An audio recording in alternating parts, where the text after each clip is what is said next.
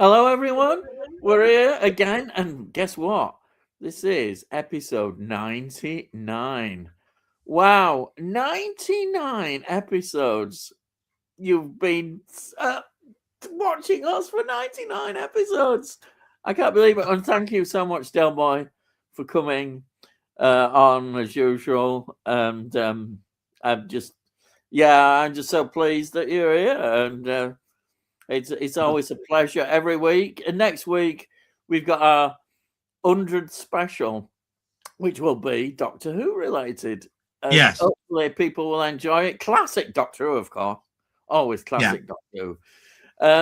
Anyhow, I'll just let you go on. I know I normally say, "What have you watched?" But I was just going to say thank you. I was just going to say thanks very much to everybody for the support. I have to say, it's been an awful week, and of course I haven't watched too much. So sometimes I think to myself, "What's my worth being here?" Because I'm not going to be able to talk too much about things. Yeah. But when you mentioned that just now, 99, and I was thinking, well, it's the centenary next week. I was also thinking, do you know what? Instead of having that number 99, just do 99 times how many hours we've done in each of those episodes. What, they're 3 hours each, are they? Yeah. So how long would it take you to watch it if you were to watch them back at end to end? Oh, God. A long that's 99 times 3 hours, or 3 times 99. So that's so just round it up to 100, right? So that's 300 hours. Yeah. Right. What is there? 24 hours in a day. 20. Yeah. It'll take you a while. It would. It'd keep you entertained. I do watch on my Sky remote everything in 32 speed, but even so, I think it could take me a while to get through that sort of content. And I just want to say thanks very much to everybody that's sort of like watched us grow through those 3 hours every week for 99 episodes. I mean, I'm sure if we look at the earlier ones, they might make us think, oh, hopefully we've improved as we've gone along. I wouldn't go that far. But we thing is, we just have our own style. We're not going to be slick and we bumble along. We both make mistakes. I say things that are wrong. You say things that are wrong. It's how we are. We're not going to be perfection, but that's how we want it to be. We want it as if you always said, and I like this. It's just us down at the pub having a chat and talking. Yeah. And that's it. That's how we want it to be. All of you guys are sort of like sitting around the table going, "Oh, I saw that film." Yeah. And then talking about it amongst yourselves and all that sort of stuff. Yeah. So, yeah, I've always thought of it like that, to be quite honest. It's not supposed to be like, and there's nothing wrong with other channels because they've got a much bigger audience. They've got lots of questions and all of that sort of stuff. It's just that sometimes the questions are a bit samey, I think. But you have the same, if you have a massive amount of people, then some people are new and they'll be coming in saying, "Oh, I don't know if anybody's asked that question before," but that's all right. I understand that. Yeah. Because the audience is a lot smaller than what was said last week, so you don't go over the same ground. You know what I mean? And I think that can be a bit of a bonus, really, because then you're not repeating yourself or going over the stuff that you've already said, and the people then get bored because it's like, oh. Who asked that question? We had that bloody last week, and we answer it last week, and then we have to go over it because somebody's actually asked that question. So we have to legitimately go, "Oh, we'll have to answer it." Blah blah blah blah blah. So I really like that. But yeah, so you wanted to? Like I said, I haven't watched an awful lot, but I tell you what, I was in the hospital with my mum, and two people. Asked me, have I watched the Spider-Man trailer? Right? Apparently it was released today, the Spider-Man trailer. Now, anybody can ask me what they want if they can, because I have actually watched the Spider-Man trailer now. If you want to know what I thought of it, what I know about it. Mm. Is there any insights I can give to you what I think of what the story is? And I can tell you what quite a bit of insights on what I did because of how the trailer was structured. Ask away. You just got to ask me the question. But I can go into that because it was only a 2-minute trailer, and of course, in 2 minutes they filled the screen with a lot of bits. So of course, from your point of view, Ian, and Jamie has just made a perfect statement. The June Part 3 trailer was released today. Just so you know. So on the same day as Spider-Man, the Spider-Man trailer, the June Part 3 trailer was released today. Yeah. So you've got something to look forward to. Have you seen the Dune? Have you looked at the Dune 3 trailer? I knew it was released, but I told you that I only looked at the Spider-Man trailer because I was told A, it's out, and B, what were my thoughts on it. And so basically I thought I had to really. Mm. You know what I mean? So that's how that was really for me. But again, all I can say to everybody in here, thanks very much for your support. I will update on my mother's condition. There is improvement, I will say that. And yeah, it's knocked me for 6 a little bit. It's I don't know what to say other than I'm really, really knackered. And also, you had your own physical problems as well, didn't you? Yeah, so I might have to just stand up and go away for 10 minutes just so that I can rest. Because my mum did land on me. So I am actually hobbling a little bit and can't sit down for very long. But I am seeing a doctor next week on that because I have to see a physio, not a doctor, and they're only there several days per week. It's doctors are there every week, but physios are specific and they're only there at doctor's surgery on specific days. So I can't get anybody really until a little bit later on. But I've pretty much said what I needed to in my blog, and I'm just glad to everybody that's in the room at the moment.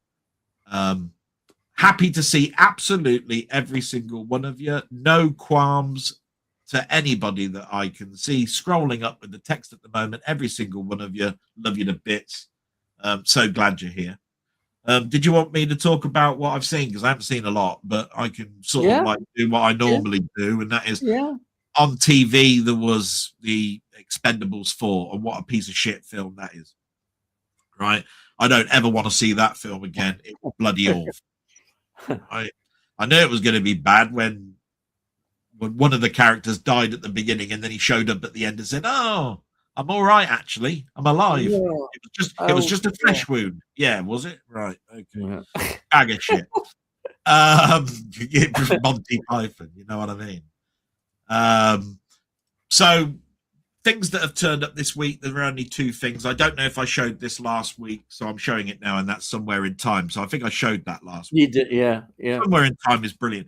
But the stuff that turned up this week, there was a steel book. It's Now You See Me, Now You Don't steel book. It's a you can't see it very well with this light on. But, it's not a very attractive steel book, but I think I got it quite cheap. But it's got Woody Harrelson in it. So it's not Jesse Eisenberg. Do you know much about that film? Now You See Me, Now You Don't? I've heard of it. It's one I think I should watch. I think it might be on Prime. It might be on one of those. I think I should. It's one I think I should watch. And just to cheer you up, Tony is in the room.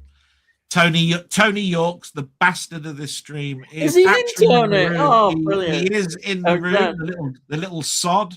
Welcome, Tony. Yeah. And of course, the big release which everybody knows, we pre-ordered these. That's why they come through, and that is the Doctor Who season 21 box set. Yeah.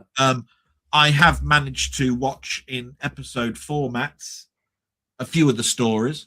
I did watch Resurrection of the Daleks, I did watch Frontios, and I did watch Awakenings. Oh yeah, I like Awakenings. 17th century. The funny thing about my Discord is that Dennis put up a petition. Apparently, there is a petition going on at the moment to stop the BBC using AI to upscale. Yeah. Yes. Now, Yeah. I don't know what anybody's thoughts are. Do you want to go into your thoughts, Ian, about AI Well, being used to upscale?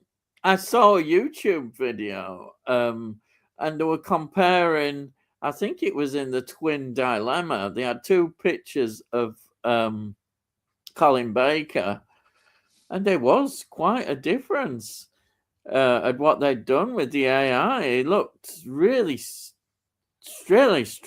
and it compared them, and it made you think, please, we want the original. We don't want this extra. It just doesn't look right.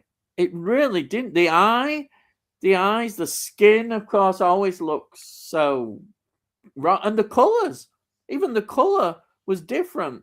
You know how colorful Yeah. is the thing is, it brought it out too much, and that's saying so So, much. would you feel you would definitely sign the petition if you saw it, Yes, I think I might. or would you just like them to tone it down a little bit? Maybe I don't know if it's really like that. If it's really bad, I think I like to see things how they originally were transmitted. To be honest, I'm one of these people.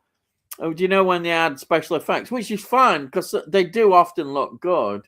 I always still like to see how it was originally transmitted, and I don't want them being tampered around. We want to see. Part of the fun of Doctor Who has always been that some of the special effects are crap and some of the monsters were really quite crap. But I always see it as they had a limited budget, and what they achieve on that limited budget is often really very good. It's really ingenious. And I think this AI business is devaluing that legacy. Would you sign it though, Ian? Would you sign the petition? BBC, do not use AI to upscale. I haven't, but I think I would. I agree with it. I don't think we should have it. Where is it available, that petition? Like I said, it's in my Discord. There's a link, but I think you can just look up BBC AI petition and you'd probably find it. But to be honest, the BBC, I don't. It'd be great to have the petition. They'll just ignore it. I'm sorry, but they tend to do with petitions. My particular answer to it is yes, I would sign the petition. Yeah, right. That's the first thing. 2, I stick to my guns in regards to AI. It's a tool, but it's also a tool that you can take away your natural sort of like skill to do something yourself. You see what I mean?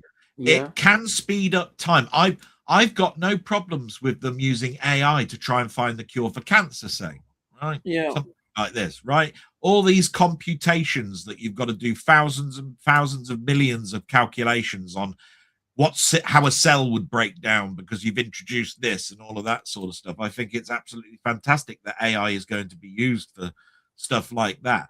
But when you're taking a creative element away, or you're doing, I'm up against a time limit, so I've got to get something out by next week, so I'm going to let AI do all the work for me. Yeah, I think is bloody awful. Yeah. So just like you, when you see a picture and you see that they've upped the colors and all of this sort of stuff, I look at it and go, okay, so you put your hands up and you go, okay, AI was used, but where was the quality control on it?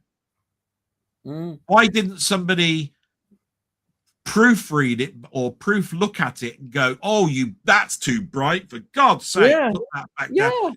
You use that tool, just go back to that image, will you, and just tone that down, or do that one again, or whatever. And they don't, because I'm pretty sure they go, AI did all of that, and let's put it out. We got to get it pressed and out there. So there you go. I don't like, and I think this is obvious, is when AI creates the commentary.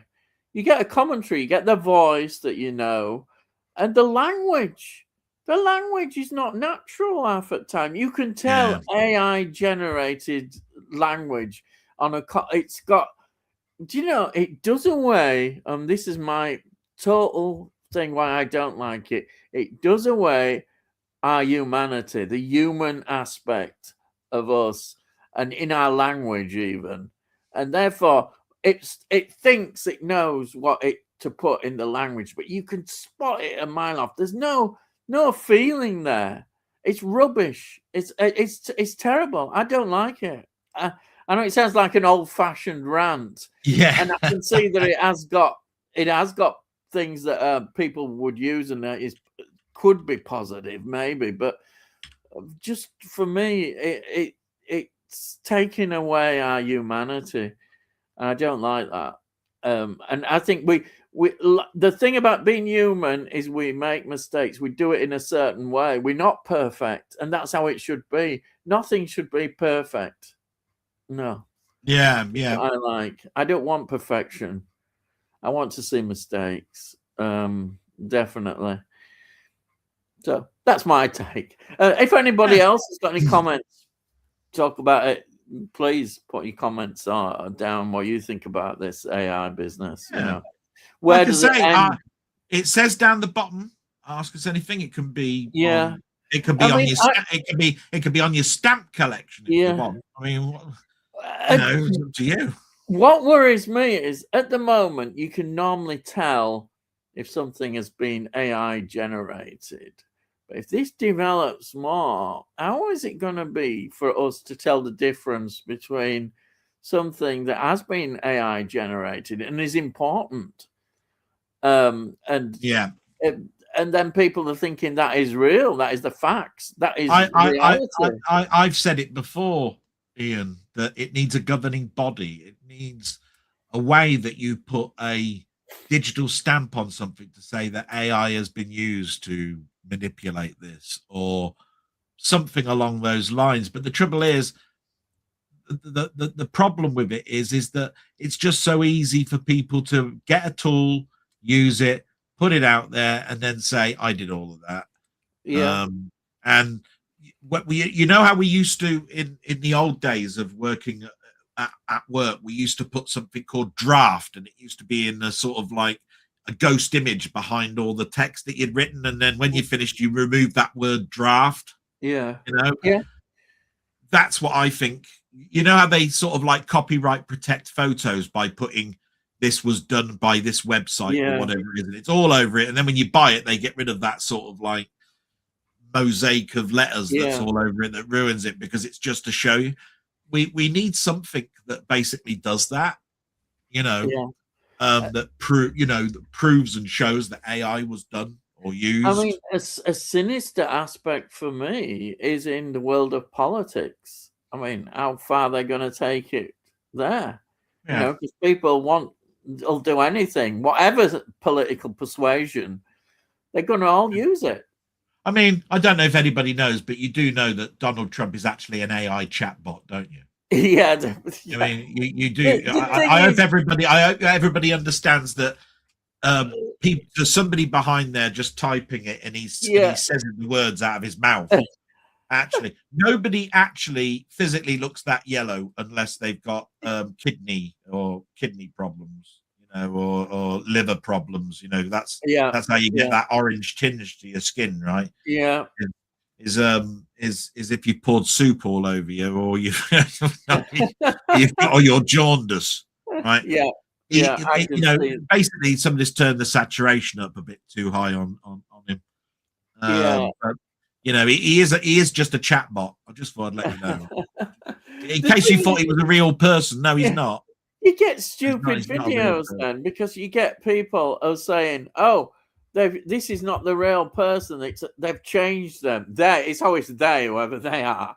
And so you get a picture of somebody, and it's an older image. It's perhaps an old photograph, and it's not as sharp. And so things might just not look quite the same. And then they'll show this new photograph and say, look how that person has changed. That's not the same person as that.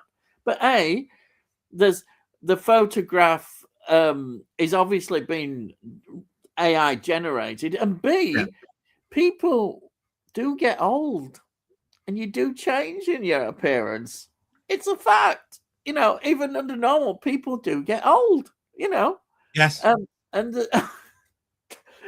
and also in like Hollywood, we know that people do use this cosmetic stuff. There's all that going on. I mean, to be honest, when you see that, you can actually tell. I mean, some people look really awful, but they do it, don't they? This stuff. But I mean, everybody's going to have an opinion. I'll be interested to read what people are saying. Yeah, I think we've made our anybody is. We both would sign the petition. Take it like this. Definitely. Do not use AI to upscale any more Doctor Who's and Blake 7 Blu-rays. Please leave them alone. You know what I mean? I think that we're both in agreement on that. Yeah, definitely. So are we going to now get Tony York corner and everything else? Maybe a bit of Tony York, but not too much. I'll start off with perhaps this is one of my, because even when he's not here, the bastard gets mentioned. So, this is one of my all-time. I'd say this is really one of my all-time favorite films. I mean, I just love this film. I can talk about this film for hours and hours. And this is The Village. 2004, written and directed by, yes, controversial M. Night Shyamalan. And I think this is absolutely a great film. The performance by what's her name? Bryce Dallas Howard, who she was in actually one of his other films. It's Ron Howard's daughter. That's right. It's his eldest daughter. And she's now really directing. She's a director. She's done some TV episodes of Star Wars stuff, Mandalorian and all that. But in this, to me, this is her best performance. The character she plays, Ivy, who's a blind girl, she just blows me away when I watch her in this film. I don't know why people. Sixth Sense is always talked about as his great film. In my opinion, this is better than The Sixth Sense.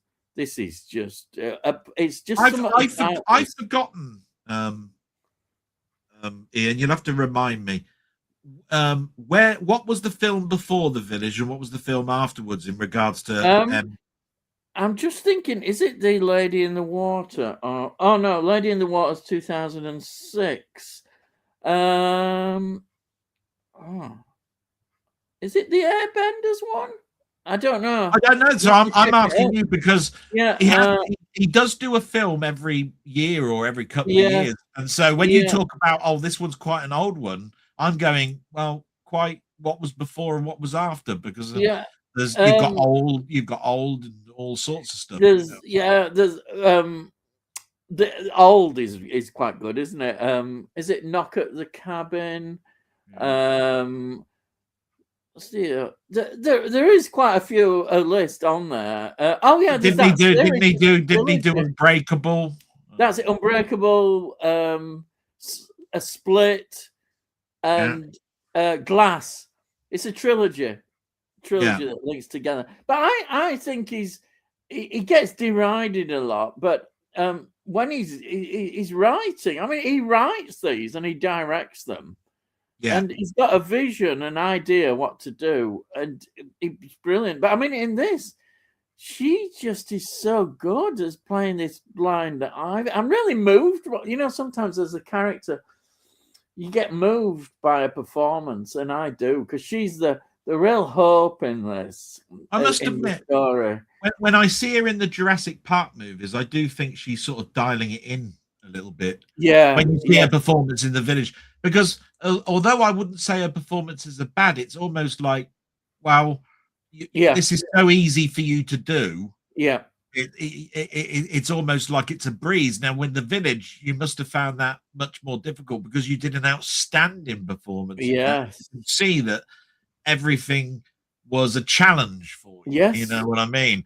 Yeah. It's just like I don't see a lot of peril in Jurassic Park, in No. your face or something. In this, you Yeah. definitely looked sort of like you could see every emotion in your Yes. face. It's like it's mapped Yeah. out. You see what I It mean? is. You're so It's hard right. for me to say exactly what I mean on it, but what I'm Yeah. trying to say is it's the best way to explain it is I think you dialed in your performance. Yeah. You just Yeah. went, That happens. That I, happens.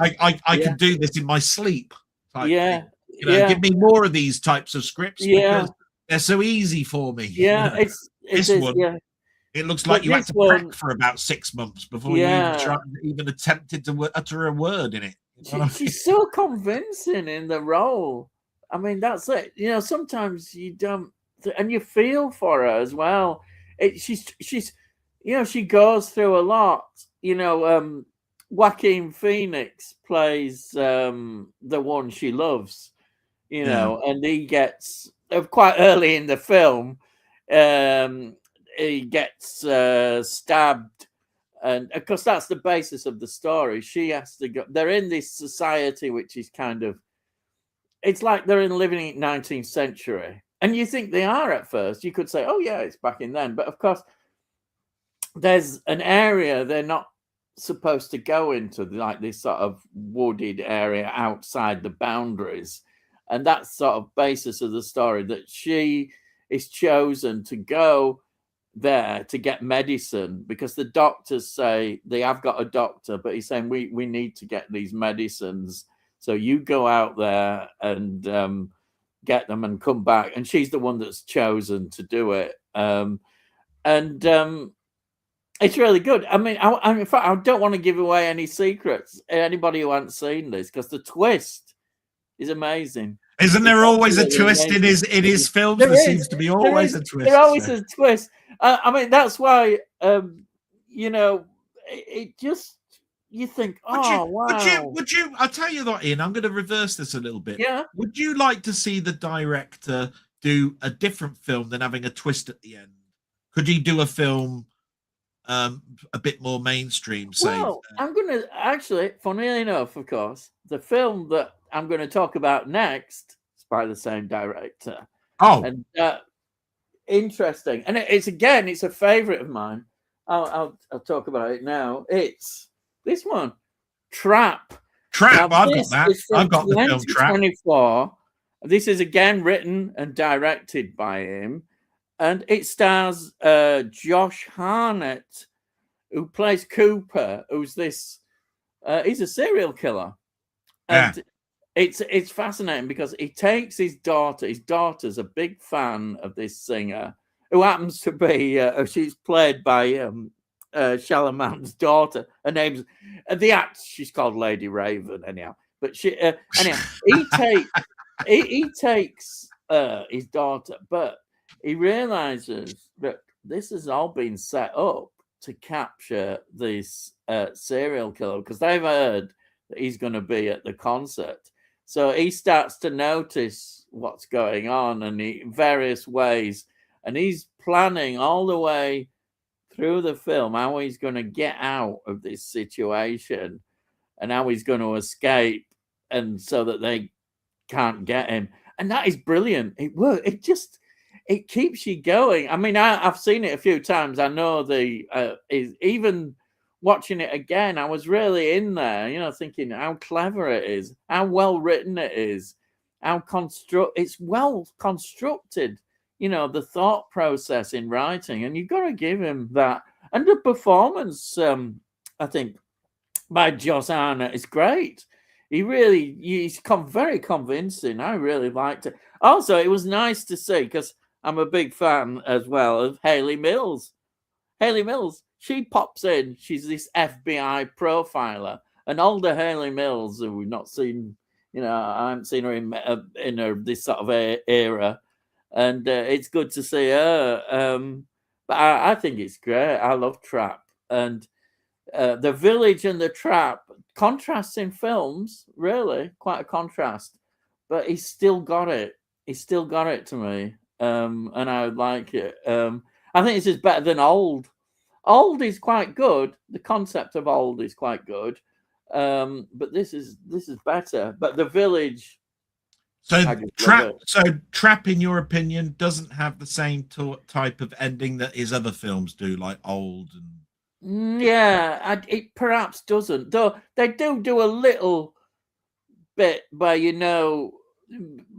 basically, if it looks like they've totally caught him. How's he going to get out again? But they leave it open that he has a chance of maybe escaping again by an act that looked so innocent is not so innocent. See, because what I meant by the question is, would you like to see him do a film like Empire of the Sun or The Color Purple or something like that, which is a more, a novel turned into a film without I think without a Planet of the Apes ending. You know what I mean? No, I think that when you watch his film, you're expecting something, some kind of twist, and I think that's his that's what he does, and I think he should stick to that. Maybe. I don't know. I should have looked it up. Has he got anything in the pipeline? Because we haven't had anything, have we, for since this? No. I think this was his last one. Is there? But it does take a long time. He's very, having to write the script, and he's so involved in it all. He has a vision. But I like to see him. He does get some stick, but if you can produce films like this, I think that's great. I've got nothing wrong with that at all. Right, now, here we are. Go on. You said the Tony York corner. Bloody Tony Yorks again, the bastard. Right, go on. It is. It's The Four Feathers. Now, this is a 1939 version. There has been other versions of this. I think this is possibly the best one. It's based on a 1902 novel by A.E.W. Mason. I've never heard of and probably never will. It's written by, there's three writers. Again, I've never heard of these. R. Sherif, L. Joss Byro, not a pen, and Arthur Wimperus. And it's directed again by somebody. The name is interesting. It's called Zoltan Korda. Korda I've heard of as a name, but I think it's a different one. This is Zoltan Korda. Directed a lot of films in 30s. Did you say Zoltan? Zoltan Korda. That's his name. No, it's just that the last time I heard Zoltan, he was a dog, wasn't he? It could be. Zoltan, Hound of Dracula, wasn't it? Oh, yeah, you're right. You're right. Yes, you're right. I think you're right. Yeah. I was going, Zoltan. Yeah. Did he say Zoltan? I know. It seems an interesting name, doesn't it? I'm going, was he a dog? Go on. Let's have a look. They're all films in 30s and 40s that he did, which I've not really seen or heard these. He did an original version of Jungle Book in 1942. So that's before Walt Disney animated one. And he did one called Sahara, 1943. And his last film was a co-director, was 1955, Storm Over the Nile. So I don't really know a great deal about him. And this has got sort of actors. Again, the only actor I really heard of in this is Ralph Richardson, who's a classic actor who goes right back with, I suppose, Olivier times and all that. Yeah. And funnily enough, he's in Richard III, 1955. Exodus as well, which was a big film in 1960. Dr. Zhivago, who's not in Dr. Zhivago. There's such a big cast in Dr. Zhivago. And he was in Cartoon. Have you heard of that one? That's one of your favourite actors, Charlton Heston, in Cartoon, which is in Sudan. Brilliant story. And I've got the Blu-ray of that one. Have you? Yeah. Fantastic. It really, it's Cartoon is great. And then he's in Oh, What a Lovely War, which of course has got links with Sir Richard Attenborough, and Battle of Britain. Mind you, everybody's in Battle of Britain. You look at the cast, and they make 2 to 5 minute appearance in Battle Britain. He's in Tales from the Crypt, which is a great anthology one. Yeah, so he plays like the crypt keeper, Sir Alf Richardson. So he's the one that's there all the time saying what they're going to do. And also, I didn't realize did they dig him up then and put and say, can you front the crypt? The crypt? Yeah, I think I like that. That's true. I mean, put me out. He carried right on. He's in Time Bandits. That's 1981. Yeah, it must have been knocking on there. And then his last film was again a really good film. Is Greystoke, The Legend of Tarzan, 1984. Greystoke, yeah. I mean, crikey, what a career! A lot of controversy in that film. Greystoke there was a lot of controversy when that came out. Yeah, yeah, there was. But it's interesting. He's in one of my all-time favorite, one of the great science fiction films, I think, Things to Come, 1936. So it's right back then. And then, wow, amazing. Absolutely amazing. So what is this about? Well, there has been various versions. It's sort of Victorian times, and this officer it resigns before they're sent to the Sudan, because it was a big thing, the rising in Sudan and Khartoum and all that stuff. General Gordon, who got defeated and killed. There's a whole history there.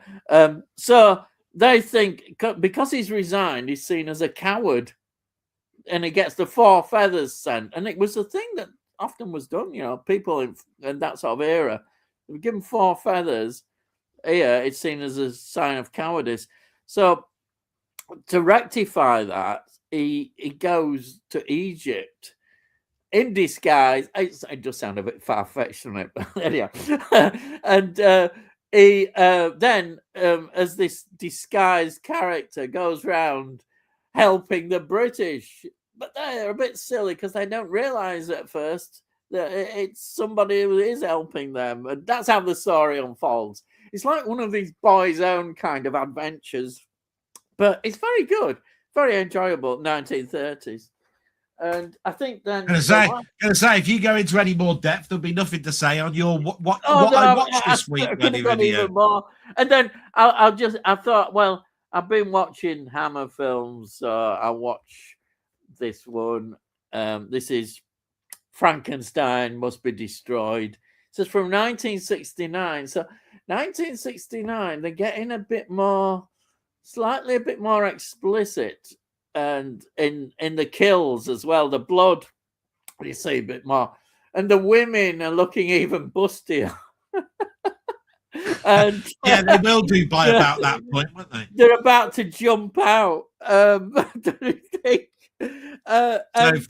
Frankenstein created boobs. Is that what you're saying? Yeah, that would be a good title. Yeah, this of course is directed by Terence Fisher, and Frankenstein, the mad plastic surgeon. Yeah, Peter Cushing again as the Baron now he's gone back to women. I think I said in the previous one that I reviewed that it didn't seem into women as much. He was so obsessed with this, but now he's back. But actually, he filmed the scene in here which he objected to as an actor, because this character, he sort of basically rapes her. That's what it implies in the scene. And this woman, and he was really upset about it. Peter Cushing was, and so was the actress. They didn't think it was the right thing to do, but it was there, and they had to do it. And he really was upset, and I can see why, because it doesn't look good on his character at all. It's a controversial scene. We've got Simon Ward, who started popping up in that era in a few films. I suppose he's well known for Young Winston, really. And he was in Three Musketeers, 1973, Four Musketeers, 74. And I forgot he was in Supergirl, 1984. And I can't remember him in Supergirl. I can't remember Supergirl that much, to be honest. But yeah, it was in that apparently. And the heroine, well, not heroine, I suppose, yeah, she is a heroine, is Veronica Carlson. She plays Anna, who the Simon Ward character is very much his love interest. And Veronica Carlson was in another good Hammer film, Dracula Has Risen from the Grave, 1968, yeah. House of Frankenstein, 1979, Vampira. She was in that one, 1974, but she was in perhaps one of my favorite ones, which is The Ghoul, 1975. That's got Jacqueline Pierce in that one. Absolutely love that. And Freddie Jones plays the sort of professor and the monster, or the creature, whatever you want to call him. And Freddie Jones, I suddenly realized, I thought, I've seen him somewhere. And of course, I realized he's in The Elephant Man. He's the bad guy at the beginning of The Elephant Man, who's showing him, in the before Michael Hopkins, when Michael Hopkins sees him, and and also I didn't realize he was in Dune, 1984. Then I realized, wasn't he the one who owned the Elephant Man in it? It was Anthony Hopkins. That's right. He's the one that owns. Yeah, Anthony Hopkins pays him. Yeah, He keeps coming back saying, "I want my property back." Doesn't he? Yeah, and I didn't realize he was in Dune '84. I should have known that. It was one of the characters in that. He's one of Atreides from House of Atreides, in the one of Paul's sort of men. Yeah. I remember. And also, it's in a Nicolas Cage film, which is interesting. Wild at Heart, 1990. Wow, I haven't seen Wild at Heart in a long time. That's quite a career from. That's an 80s film, isn't it? Wild at Heart. It goes right back into 60s, right through to Wild at Heart, in which is 1990. But it's 1990. I weren't far off. I don't know, late 80s film. I think this is another good take on Frankenstein, and it's showing how ruthless he is as well. Very ruthless. The way he blackmails, because you see, the character that what's his name plays Simon Ward. Yeah, his character works at this asylum, and at this asylum they've got this sort of former associate of the Baron who knows all his secrets, but he's gone a bit mad basically, and he blackmails him and this love interest of his, Anna, who he takes as well for himself, and they have to get him. Start to get a bit silly, but it's still interesting. They basically get this mad bloke out of the asylum so he can change his brain, get his other brain in, and it gets silly, but it's good fun. But this is each of these Frankenstein films. They had to have a different take on it, and Hammer were good at doing that. It's really enjoyable. I could go on about that one, but I better not go on anymore. So that's it. That's all I've watched. Right. So we'll go through some of the comments, and you can talk about the Spider-Man trailer as well at some. No, I was just saying, if somebody wants to know what my opinion is, they can ask. Because I know you're a big Spider-Man fan, so and that's putting it mildly. As I said, I was not going to watch any trailers, but it's just that somebody legitimately asked me a question on it, and I went, I'll fill you in if you want. On what I think. But I'll ask if I'm not going to fill the airways with something that people don't want to hear. So let's go through the comments. Let's go through some comments. So we've got here Cy saying, "Evening, gang. Hello, Cy. Welcome, Cy. As always, thank you. By the way, thank you very much for your very nice comment that I'll read out obviously on Sunday. Thank you very much.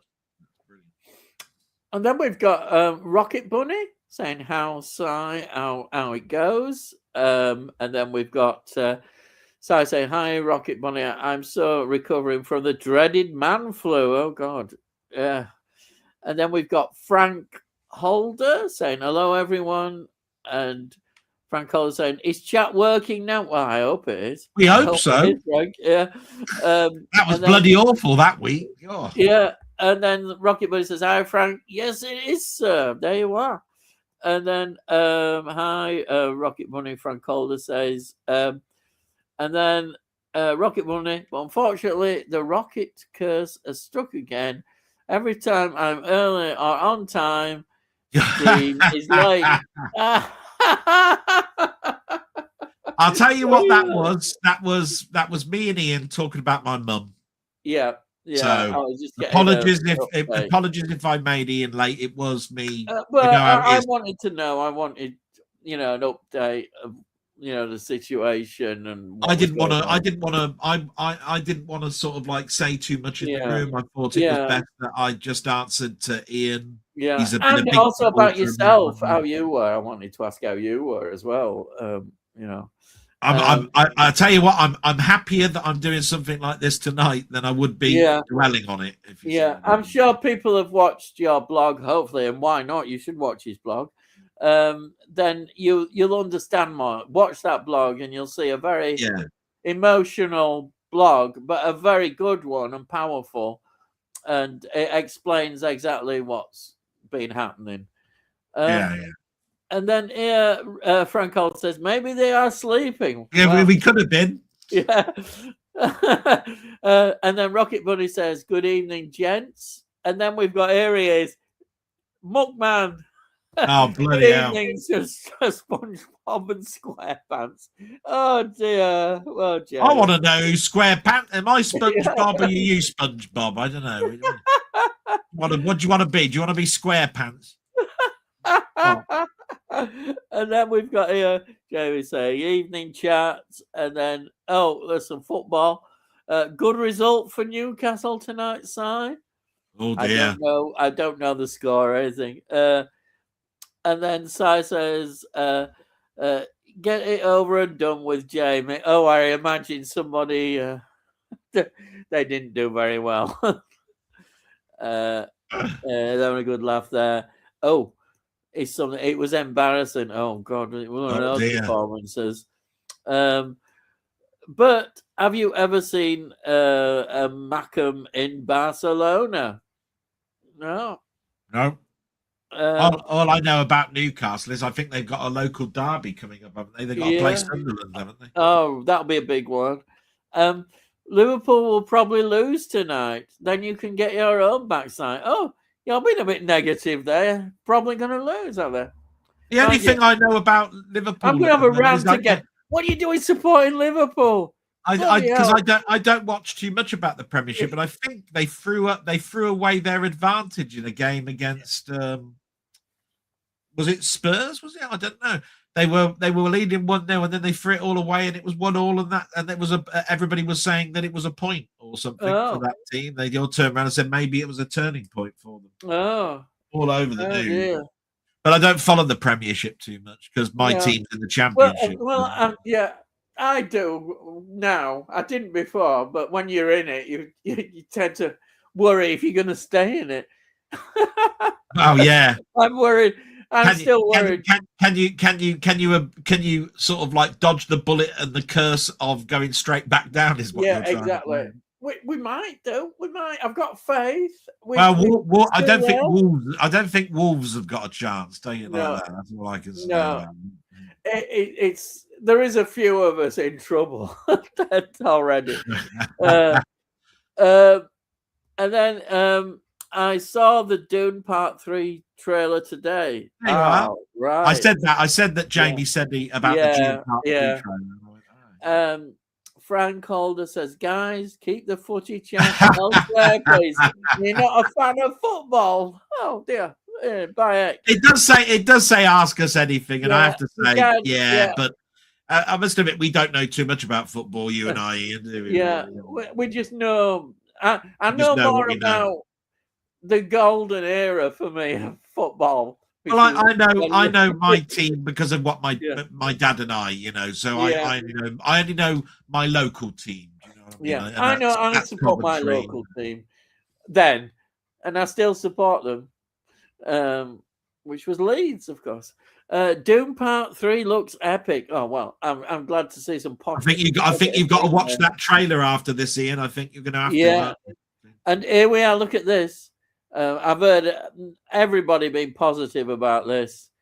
I saw Project Hail Mary on Sunday. It was great. I've not heard anybody have anything bad to say about that film. Yeah, and I saw Jamie's short on it.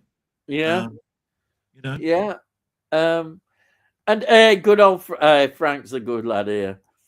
I really like the original Do film. It's a classic, as you know. We love it. We adore it. We think it's the best, the greatest. You want to get on Ian's good side? Just say that. Yeah. That's it. Dune 84. What can I say? I've heard people slag it off. There's people who slag it. How can you slag off Dune 84? Really? And then Sai says, I saw it over the weekend too. I absolutely loved it. One of the best feel-good movies I've seen in years. Oh, I'm really pleased. That's Project Hail Mary. That is insane. Not obviously not June. Not obviously not June. Yeah. A feel-good movie. Feel-good movie. No. But yeah, I think that's really good. I can't wait to actually watch that when time comes. And then Muckman movie said, Frank, we can discuss anything on here. Banner suggests it's all about the banter, really. Yeah, very true. Is. Thank you. It is. We can talk about anything. Frank, Muckman movie's fine, but if you talk footy, I'll have to leave. Oh well, that would be a shame, but. We do. I hate to hear that, but I wouldn't want to stop a couple of people talking about something. Probably. But I mean, I must admit, it can be distracting if it's something that you can't have an input on. But yeah. But we all have our own things. All have our favorite stuff. I couldn't bore everybody to death by talking about 17th century history. He did that to me the other day. I fell asleep faster than I've ever done in my life. Yeah. He sent me a recording. I was asleep in 2 minutes. Yeah. Even the other thing is, even the Doctor Who box set release this week has a 17th century historical story on it. The Awakening. Brilliant. It's only 2 parts to that. Yeah, well, so what? 2 parts. It's 17th century. And it's good. It's a good one. Yeah. Right. Project Hail Mary is compelling, funny, and exciting sci-fi with an edge of the seat sequence that had me gripping the arms of the cinema seat. Well, that's great. Hey, I can put Jamie in your bad books, Ian. Go on. So I'll do that now. Thank you very much, Jamie, for telling me about the Jerry Goldsmith Kickstarter. Thank you very much for that. And I'm pretty sure that I'm going to probably back that. So I managed to get Jerry Goldsmith into this discussion again this week. So there you are. And you can blame Jamie. Yeah, I know. I noticed that. I watched it as well, yes. I saw that Jerry Goldsmith reference. Oh, dear. And here we are. We've got Tony. Welcome, Tony. You're back this week. Hey. Good evening, Ian, Dylan Chat. Saw your latest blog. Very best wishes to both you and your mum. That's really nice. Thank you, Tony. Thank you very much, Tony. You're still a bastard, but thank you, sir. You're a good bastard, but you're a bastard. And then we've got Sai saying, Del, if you get the chance to see Project Hail Mary online when it gets released on there, watch it. I honestly think that it's right up your street. I will try and support the cinema and go and see it, but it's because at the moment I can't go. I don't have to put my mum to bed, So there is an opportunity here that once I'm a sort of like over what's going on and my mum's in a much better situation, I might be able to go to the cinema one night. You never know. Yeah. So I will try and do that because Yeah. I'm very interested in this project Hail Mary. Yeah, So that would be good to do that if you can. Fantastic. And then we've got Rocket Bunny saying, Ian, how have you got with the season 21 set? Watched the first two so far. Was impressed with the special edition of Warriors of the Deep. The new Merca looked great in my view, as all the new FX. I haven't watched it yet. I've been watching some other things, but I will get round to watching it. And if that is good, I'm glad. That's the positive side. If the FX does look good, then we talked about at the beginning. I saw the resurrection of the Daleks and saw the effects on there, but I don't know if they're any much different to the DVD. Yeah, I know. one. I said I always prefer the originals, but I'm not averse to seeing what the special. Don't get me wrong. On Blu-ray, it looks stunning. Yeah. But it's just that it says actually that there is a enhanced special effects for the 2-part episode and the 4-part episode, which is on the next disc. But I didn't see in the menu how you could choose the new special effects in the 4-part one because it's not in the menu. Yeah. Doesn't bother me. You could just go to the 2. I'm sure it hasn't improved Twin Dilemma, though, has it? Oh, I bet. You'd have a hell of a job improving that story.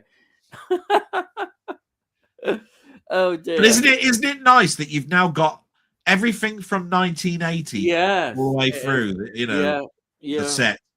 Yeah, there's still a way to go with the 70s. Really, a couple there to do, and of course, then all they can do is concentrate on the 60s. That's all they've got. So yeah. And what do you think about the 2 episodes found?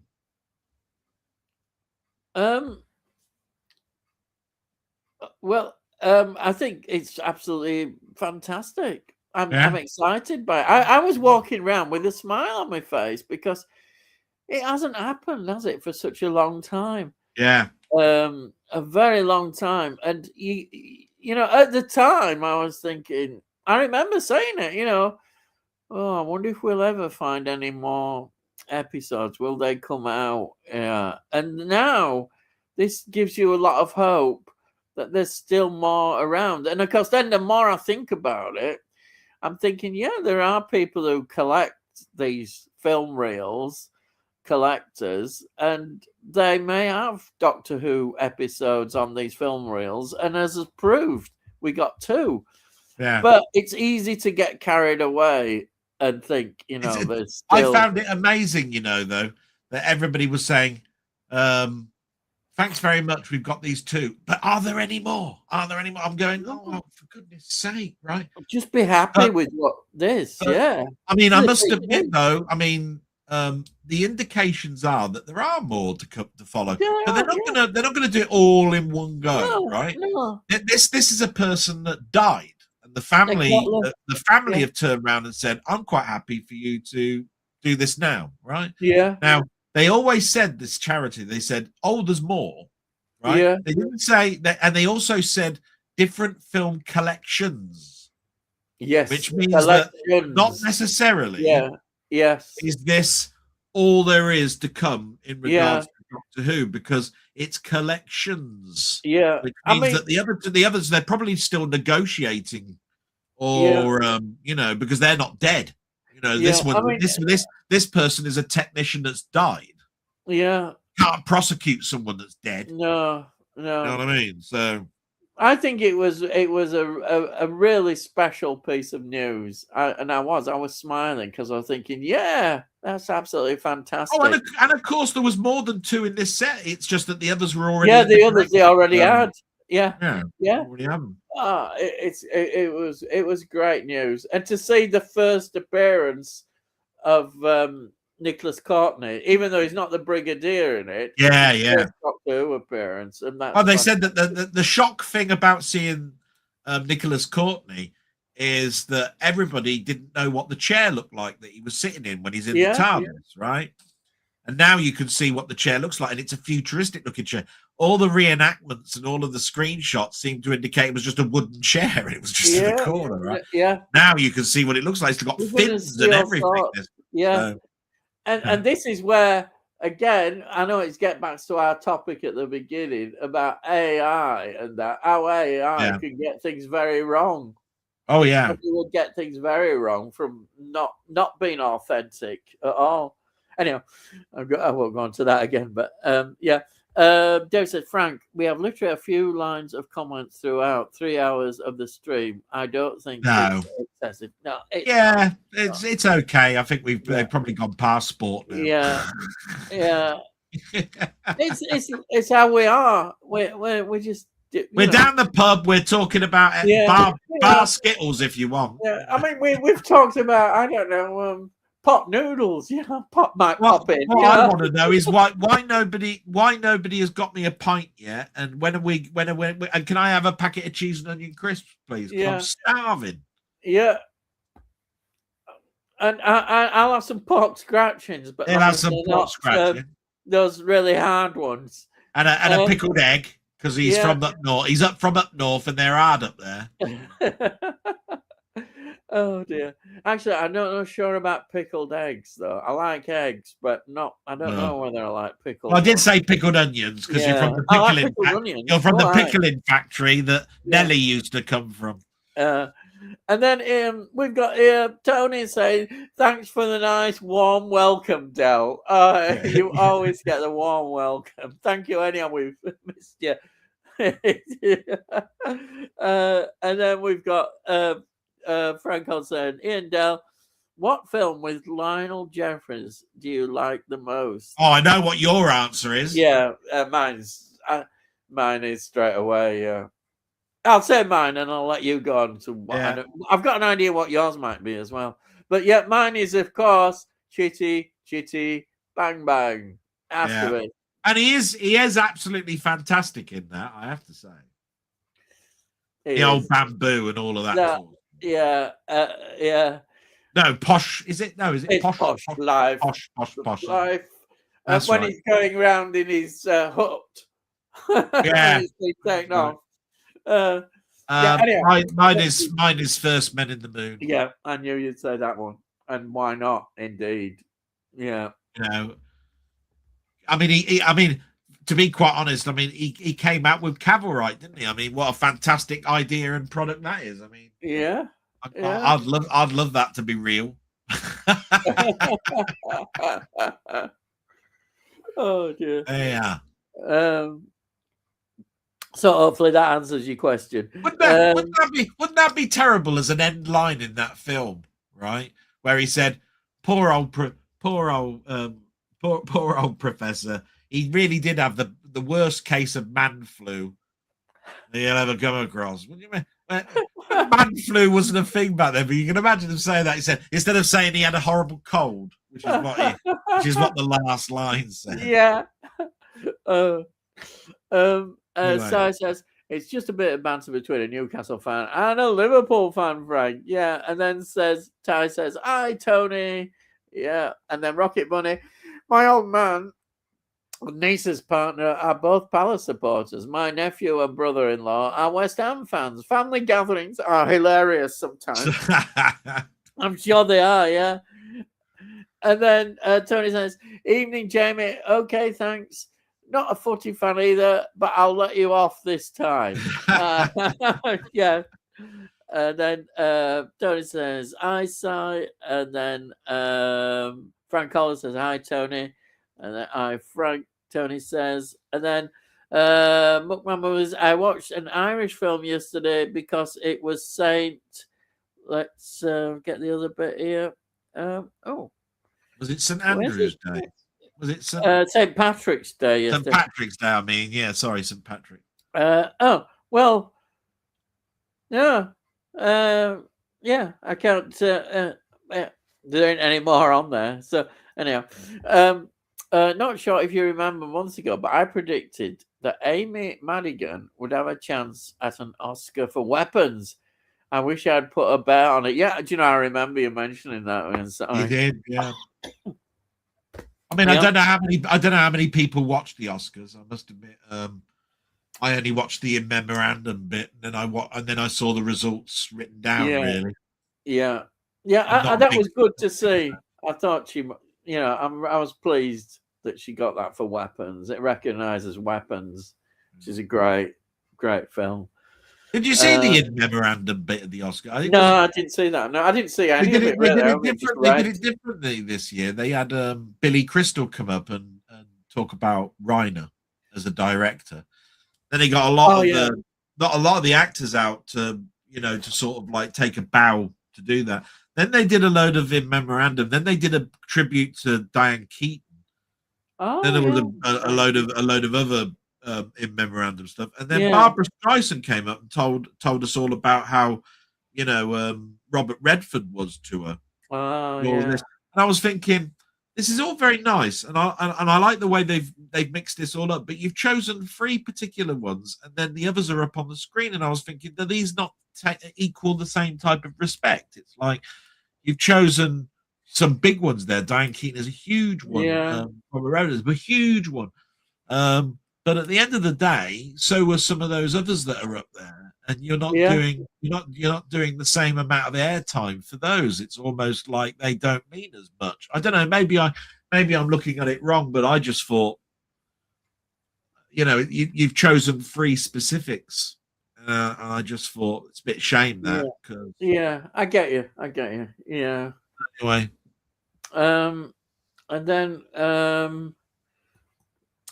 Frank says, Del, I know you are a gamer. Are you buying Crimson Desert? It looks like it's going to be a huge hit. It does look like it's going to be a huge hit. I do know about it. It's been on several sort of like trailers for up and coming this year type thing. But I haven't got a clue what I'm buying this year, to be quite honest. With everything that's up in the air, I tend to buy things that are in sales rather than buying proper AAA plus games that cost 40, 50 quid and all of this sort of stuff. It has to really, really be what I've been following. And, I mean, if we were talking Guild Wars 3, right, I'd be turning around and going, yeah, I'm buying that because I've played Guild Wars and Guild Wars 2. Do you see what I mean? But Crimson Desert, it's an action sort of like game, and I think it's from Korea. It looks immense, and I think it's going to be a really, really, really big thing. But I don't know whether I'll buy it as a day one or anything like that. Yeah. I think it's purely down though, Frank, to the time that I'd have to play it, rather than the money or anything like that. It'd be the time to play it. Yeah. Will I have the time to give it the justice that it deserves? You have to ask yourself that. Yeah. So thank you very much, though, for that. Yeah. Rocket Bunny, I have to disagree with you, Ian, about with regard updated FX and sound in Who. They shouldn't be confused or connected to AI, different things. No, I understand that. It's just I'm one of these people who just like to see how something was originally broadcast. It's nothing to do with AI or that. But yeah, I do. I've watched the updated FX, but if I have a choice, I will watch what was originally broadcast. I know a standout one that everybody talks about is, of course, the rat in the talons of Wang Chang, which does look bad. But even I can watch that awful bit and just enjoy it for being awful. I think Rocket's really looking forward to your consensus on Warriors of the Deep, because that Merca monster the Merca is pretty poor. Is it? I mean, it really was. Don't you remember it? Oh, I do remember Merca. Yeah, I do remember Merca. Yeah, it really was. It really, and of course with the new special effects, I think he wants to know terrible, does it? How? Oh. All right. Yeah, this is true. Yeah, Frank, there's a couple of Peter Sellers comedies I enjoy with Lionel Jeffries. Yet Two-Way Strikes, excellent, and Wrong Arm of the Law. Peter Sellers, absolutely fantastic. And yeah, Lionel Jeffries in there. Yeah, love Peter Sellers, absolutely brilliant. Oh yeah, here we've got one. Favorite Irish film. Oh boy. Oh, Uh, wow, that's a loaded question. Do you mean a film about or set in Ireland, or a film that is actually written and directed by an I Irish you person? tend to think he's thinking one that's written and directed. Because I mean, I will tell you now that the one that comes to mind to I me know is what one you're that going to say. everybody sort of knows, which is Flight of the Doves, which is about Yeah, two orphans that try to run away to their granny who lives yeah, in Ireland. yeah, And I just thought that was brilliant, but it's not an Irish film; it's a British film. yeah. I'm not quite sure what it means. And then, of course, I bought you The Irishman, didn't I? Yeah.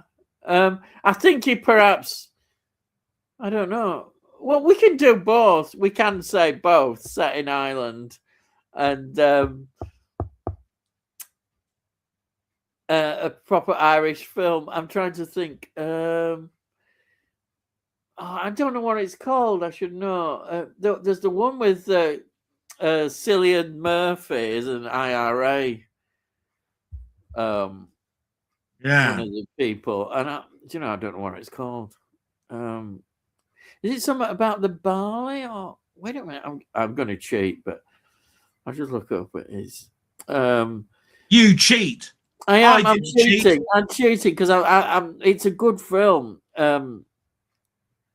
He's a good actor. I like him. It's perhaps he's perhaps the most famous Irish actor at the moment. I would say. I'm just gonna let everybody know. By the way, if people don't know, based on my blog, is that I can't sit down for very long before my leg starts to play up. So I'm gonna have to take just a quick 5-minute break. So I'll just turn the camera off and the sound for 5 minutes while Ian, Mister Birdseye Findus himself, looks stuff up on Google, starts talking to you about Irish films. Because I've given my answer, which is Flight of the Doves. So. Yeah. So I'll be back in about 5 minutes. Okay. Yeah. Let's have a look. Here we are.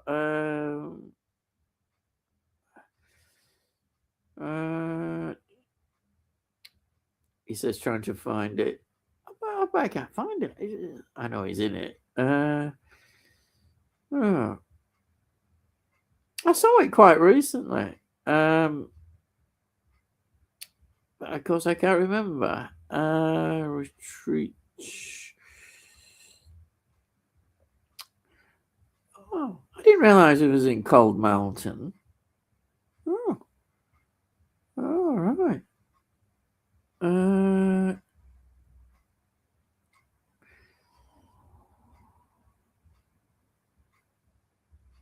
Oh, wow. It was in Anthropoid, of course. Anthropoid. Absolutely love Anthropoid.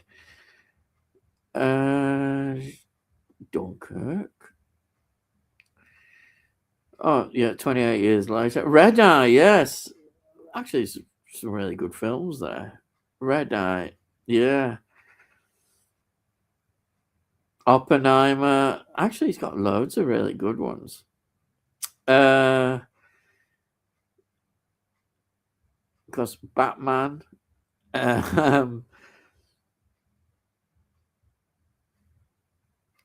Is it? It's here. Is it? It's the wind that shakes the barley. That's the one. It's 2006. It's an earlier one, I would say. It's an IRA one. It's really good. But I'm looking at him. He's been in a lot of really good films. Absolutely. And I forgot about the 28 years later ones. Bone Collector. Is it A Quiet Place Part 2? Because Batman, as I begins. Inception. Inception is in that. I've never seen Peaky Blinders. I've never seen that, and it's in they released a film out there this year, The Immortal Man, which is Cillian Murphy. But yeah, 28 days later, all that brilliant, and Oppenheimer. Well, I know Oppenheimer gets a bit of stick from some people, but I really liked Oppenheimer. It is long, but it's a really Don't good say film. Peaky Blinders 3 times. That'll bring Jim Jam in. Yeah, well, he might pop in. I know. Yeah, yeah. Of course, he went to see that film, didn't he? He went to see it. Oh dear. Oh, Red Eye. I think Red Eye. Wow, Red Eye is great. I love the way that unfolds. Red Eye. It's a very good film. Red Eye. Anyhow, there. That's it. So there's some Irish films with Irish actor. Not really strictly Irish films, probably, but yeah. Um, Great. He's a great actor. I suppose he's their best actor at the moment in terms of being most widely well known. Right, and we've got here Frank Holder saying Two-Way Stretch is a classic. I've not seen Wrong Arm of the Law. Oh, well worth watching Wrong Arm of the Law. Two-Way Stretch, yeah, it is. Oh, Irish films, several spring to mind. Oh, Ryan's Daughter. Yeah, why didn't I? Oh, I should have thought of Ryan's Daughter. I love Ryan's Daughter. I've got that. Here it is. Wind That Shakes the Mallet. And that's the other one, the Liam Neeson one. Michael Collins. Michael Collins. That's brilliant. Absolutely love that film. Absolutely. Liam Neeson is just fantastic in it. He really is. Ryan's Daughter. I know it's not everybody's cup of tea, but wow. What a film. What a film Ryan's Daughter is. Yeah, good choices there. Sai says, using AI is like getting your parents to do your school homework for you.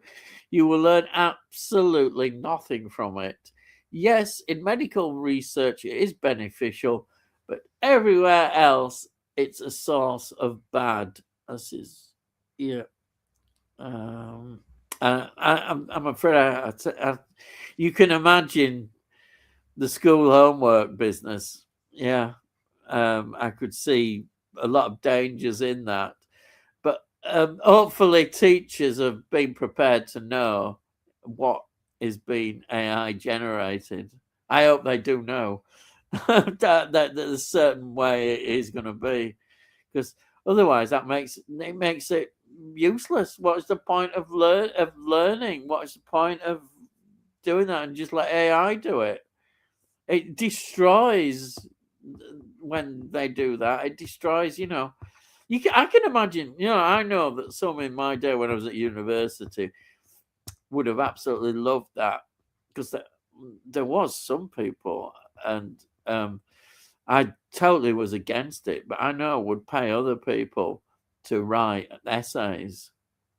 And this to me is the smells of the same kind of thing. It's just getting somebody else to write your own essay.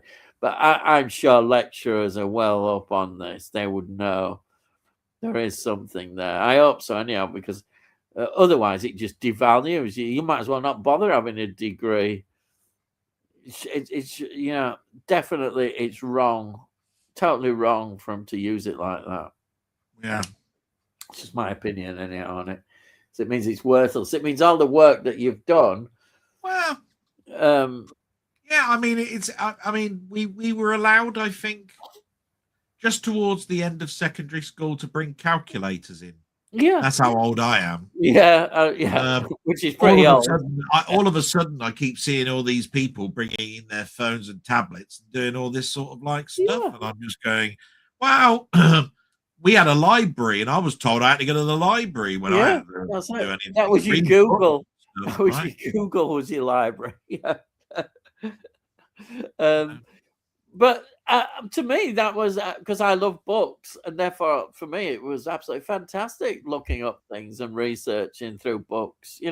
Absolutely wonderful. But there you are. Mind you, now in a way, I use Google in a way to research things. If you want to look up I get sometimes looking up historical stuff, historical figures. You can look in Wikipedia, you find out loads more and they get more links. So you can still do it. You can still do some research, that's good. Research, though, is not people watching one YouTube video and going, "Oh, that's it. I know everything on that subject now." Because you get that impression sometimes that people say, "I've done my research." You've watched one YouTube video. I mean, I don't think a judge, if I remember rightly, is in a court. Yeah, is actually allowed to use a tablet or a computer to look at cases. really. Oh. They have to actually deliberate in the normal way by going back, that's good. and then he can look things up and go about this, that, and the other, and all that sort of stuff. I don't think there are, even though screens and computers are brought into courtrooms and stuff. I don't think the judge. I think the judge is the only one, other than the lawyers themselves. I think the lawyers can. The judge is the only one who can't actually deliberate between this case and this case brought this result and all of this sort of stuff. He has to go away and deliberate with the lawyers themselves. Yeah. On that sort of thing, and then come back.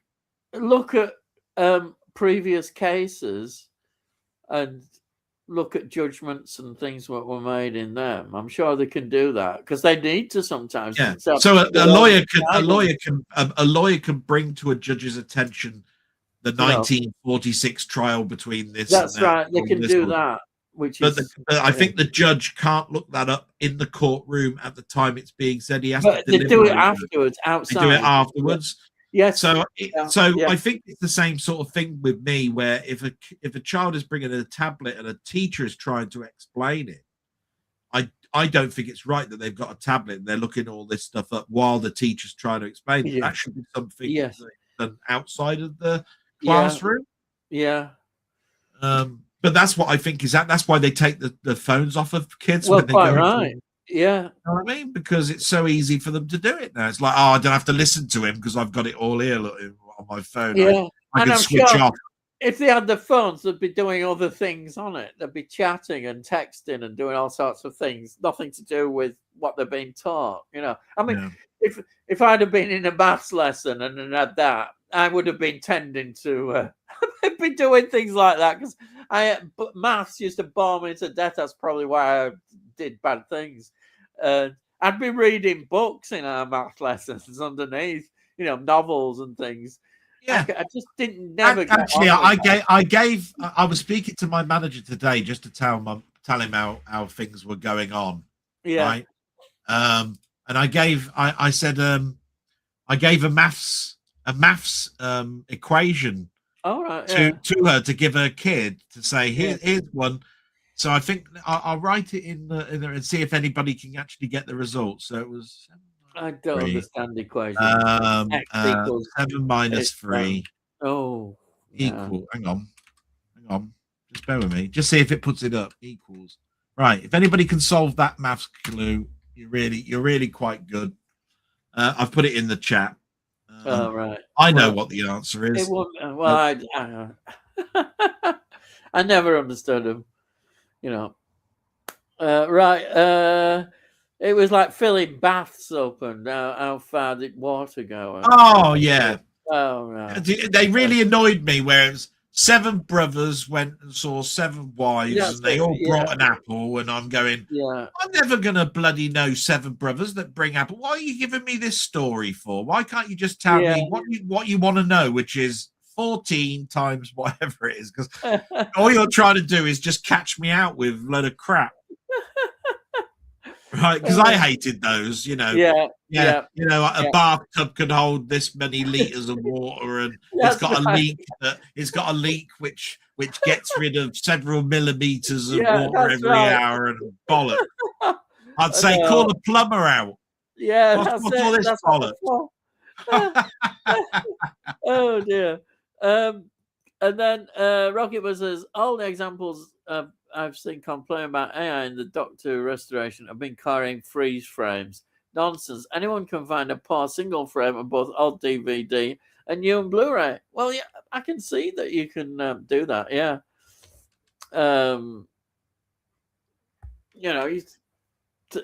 That's how it is. The clarity of it is often different, but that's just a photograph. Oh, Tony says, if you enjoy two-way stretch, Frank, you should like Wrong Arm of the Law. You would definitely like that. James says, I didn't think Michael B. Jordan deserved the best actor Oscar. Timothy Chalamet was better in Marty Supreme, but he didn't help his chances after he said about ballet and opera. Yeah, I read all that one. It was a stupid thing to say, wasn't it? Absolutely stupid. It just goes to show that sometimes people should keep their mouths shut, not say a note, you know. And then James says, Mr. Doom, AI will be the downfall of us all. I love cheerful comments. You can't beat it with cheerful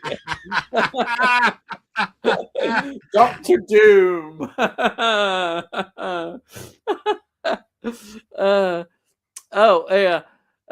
Best Irish film for me is Banshees of the Inisherin. Have I said that right? Inisherin. Yeah, that one comes out up a lot. A lot of people mention that one.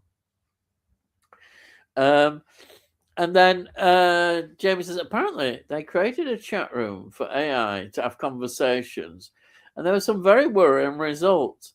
One was that AI was discussing creating a new language that humans couldn't understand. Oh, for goodness sake. Oh, God. Oh. But the trouble is, Patrick Troughton probably said it best in a Doctor Who episode. He said you could put 1,000 monkeys in with a room of typewriters, and then and probably get a line of Shakespeare out of it. But it'd be a very stupid thing to do. That's what he said in a Doctor Who episode, and it's quite true. It's like put two AI things chatting together, and they're going to come out with crap. Yeah. You probably will get some wisdom once in a month, but it's still going to be a bewildering lot of goffedy waffledy piece of shit that you're never going to come across. Great film site. Have you seen The Quiet Girl? I don't think I have seen The Quiet Girl. Have you seen The Quiet Girl? No. Right. You see, this is why I like being in here, because there's so many people that have seen so many films that I haven't seen, and I'm just going, wow, bewildering amount, and it increases my knowledge like nobody's business. So. Yeah. And then Tony again comes out, Mr. Chair. Completely agree, Jamie. I think the world is reaching a turning point quite soon. Oh, what can I say? They're probably AI is probably thinking about doing a film called Turning Point now. Turning Point, based on listening to our conversations. Yeah, it's probably listening in and thinking, "Oh yeah, I think I'll do a film now called Turning Point." Good idea. With Mr. Donald Trump. Yeah, with starring Donald Trump. Yeah. Oh dear. And then Sai says, I'm not Jamie, and that's in connection with the film. I personally draw the line when AI is used to create media or art. Yeah. Then the creator then claims is their own. It's not. Continued. You are using a tool that has copied a selection of other people's work and presented an aggregation of the source in a context relevant to the user's input requirements. Yeah. It's true. Yeah, in other words, it's an incredibly fast search engine that copies and pastes everything all put together and gives you a representation of what you thought you wanted. Yeah. That's what that is. Yeah. And then James says, watch it, Si. It was a great film about a young girl abused by her father who goes to live with relatives and discovers a kindness she'd never experienced. Had me bawling at the end. Oh, crikey. An emotional film. Sounds very emotional. And then Tony says, as for Trump, I saw an interview he was giving to the press yesterday. He was talking about the governor of California, but called him the president a couple of times. He's clearly not fit for office. Well, we know that. He's just... Yeah, and yet he was all over the previous prime minister for getting words all arse about face himself. Yeah, yeah.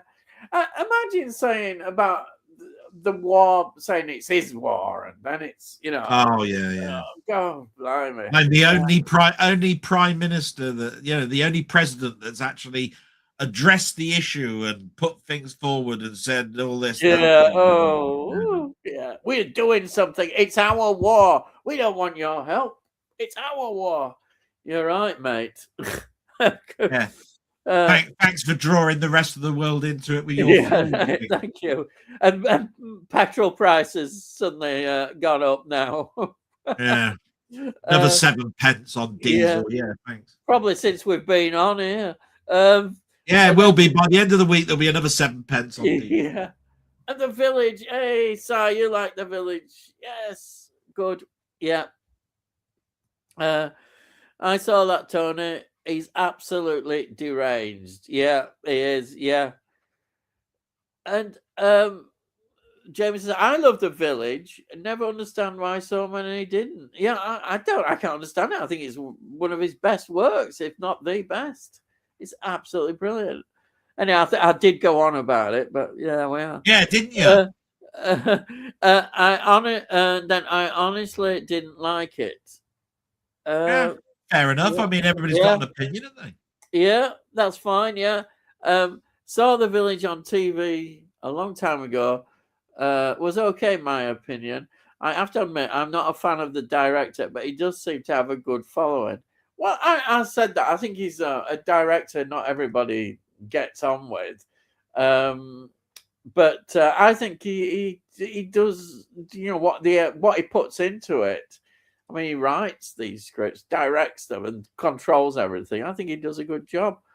So I said, Split and Knock at the Cabin are my favourite. Oh, that's good. Yeah, M. Night Shyamalan films.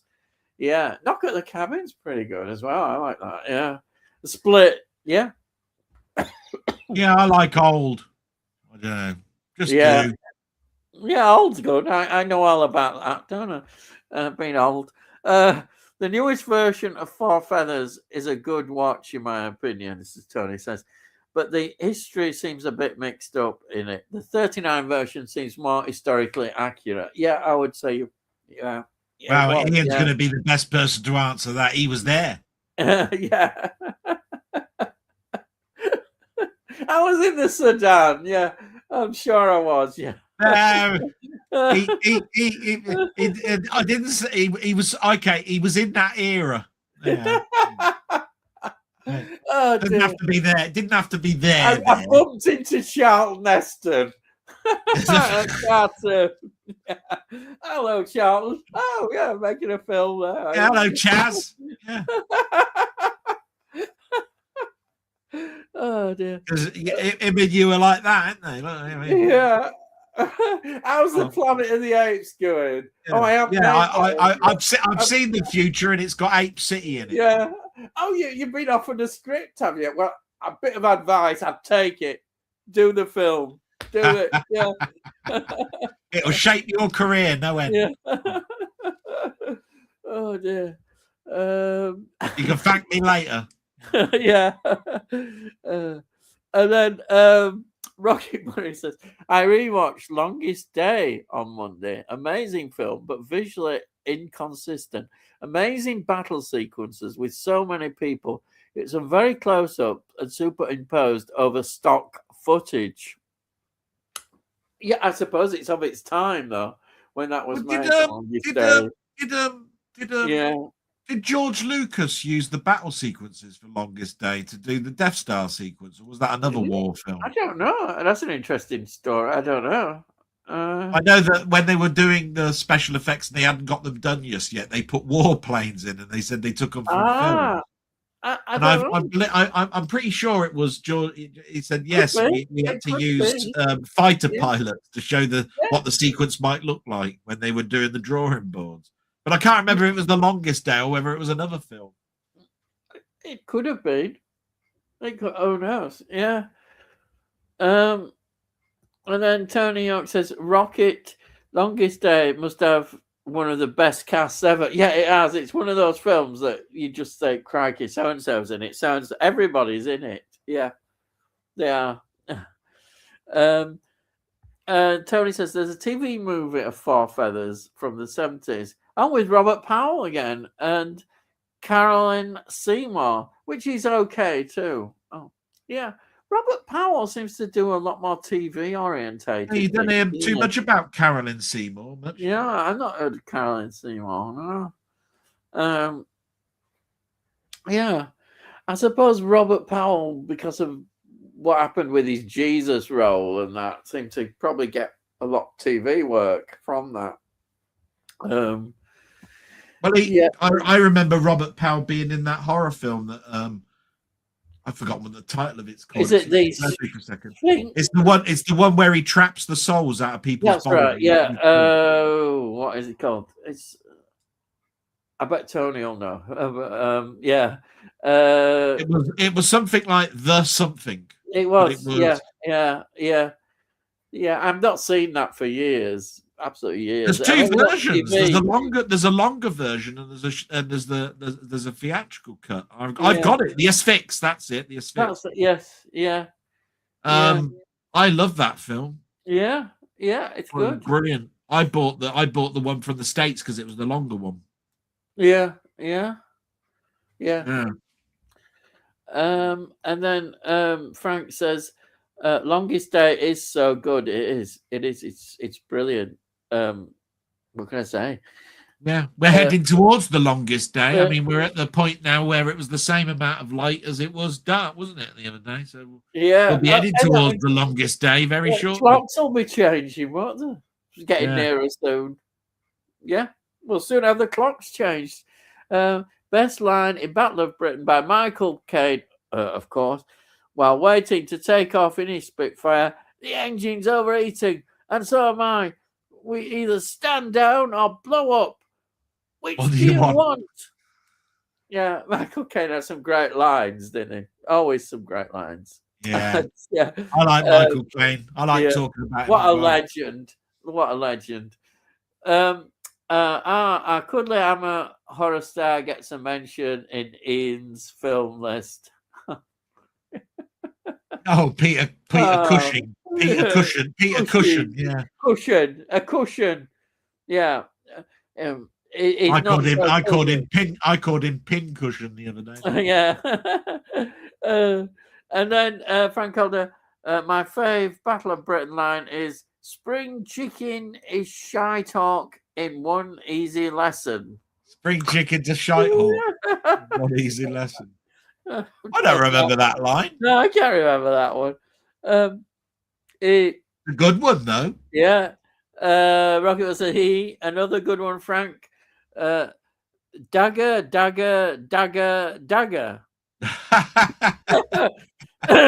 Is that a slasher film? That must be a slasher. Yeah. If he says it five times, does a dagger appear? And then James says, I watched Friday the 13th final chapter, part 4. Is that right? Yeah, last Friday. It was much better than part 3. Well, part 3, you have to understand, it was specially made for 3D. For 3D, wasn't it? But I still think it's good. It's got the iconic mask that Shelley, he gets off Shelley. Yeah. It was the most irritating character in Friday the 13th going. And when he gets his end, it's quite good. Quite good when they've killed Shelley. Yeah. You could almost hear this, if you was in a cinema watching it, people cheering Jason getting rid of that bugger. Yeah. Irritating bugger. It's like that other one that eats the chocolate. I don't know which one. There's one in one of Friday the 13th ones. There's this one who's going around eating chocolate all the time, trying to make friends, and he's another irritating one. And then Jim says, "Evening, gents. Just been watching. Oh yeah, I swear, very Very, very very good. good. Yeah. Yeah, that's all we have very positive things about that film. Which, well, what more can I say? I've not seen it, but it looks like a film that is Oh, well worth you haven't watching. seen it, Ian? Oh wow. No, I'm not seen it. I swear. Oh yeah, it's brilliant. Yeah. Yeah. And then Si says, Del, do you get the feeling that Sinister Six will appear in Spider-Man 4? Wow. Right, you might as well talk about this trailer then. No. It's just that it's a 2-minute trailer, and people are talking about comic book references because there's a lot of sequences in it that look just like the front cover of certain comics, right? And that's quite true. But so many people are, because of the title, which is called Brand New Day, there is actually a story arc called Brand New Day, but it's actually more in line with a story called The Other, right? And in The Other, which again was a huge sort of like crossover type thing. Spider-Man webs himself up in a cocoon and comes out metamorphosized. You know, he suddenly can spin webs. He can actually later on as he keeps metamorphosizing, he stings people. You know, he's got stingers. You know, this whole thing is a big thing that occurs because spiders go through a life cycle, and they constantly change. If you live through that life cycle, then of course you're a bigger and better spider for it. So it's based around a story. If everybody wants to know, it's called I think it's called The Other or The Offer. The Other, I'm pretty sure it's called The Other. It's from about 2007, somewhere around there. It's an interesting story. So of course the whole trailer sort of like shows Tom Holland as now a bit of an older guy. He actually looks not like a teenager anymore, which is good. Yeah. And you know, there's a lot of things that Frank Castle, the Punishers, is in it. That's a good sequence. The Scorpion's in it.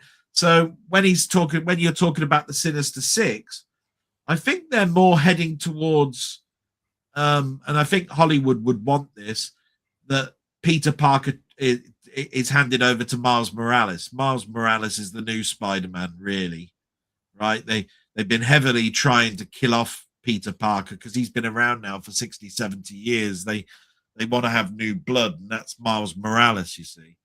So I think they might have given up now with a Sinister Six. The Scorpion, by the way, was not in the Sinister Six, just so you know.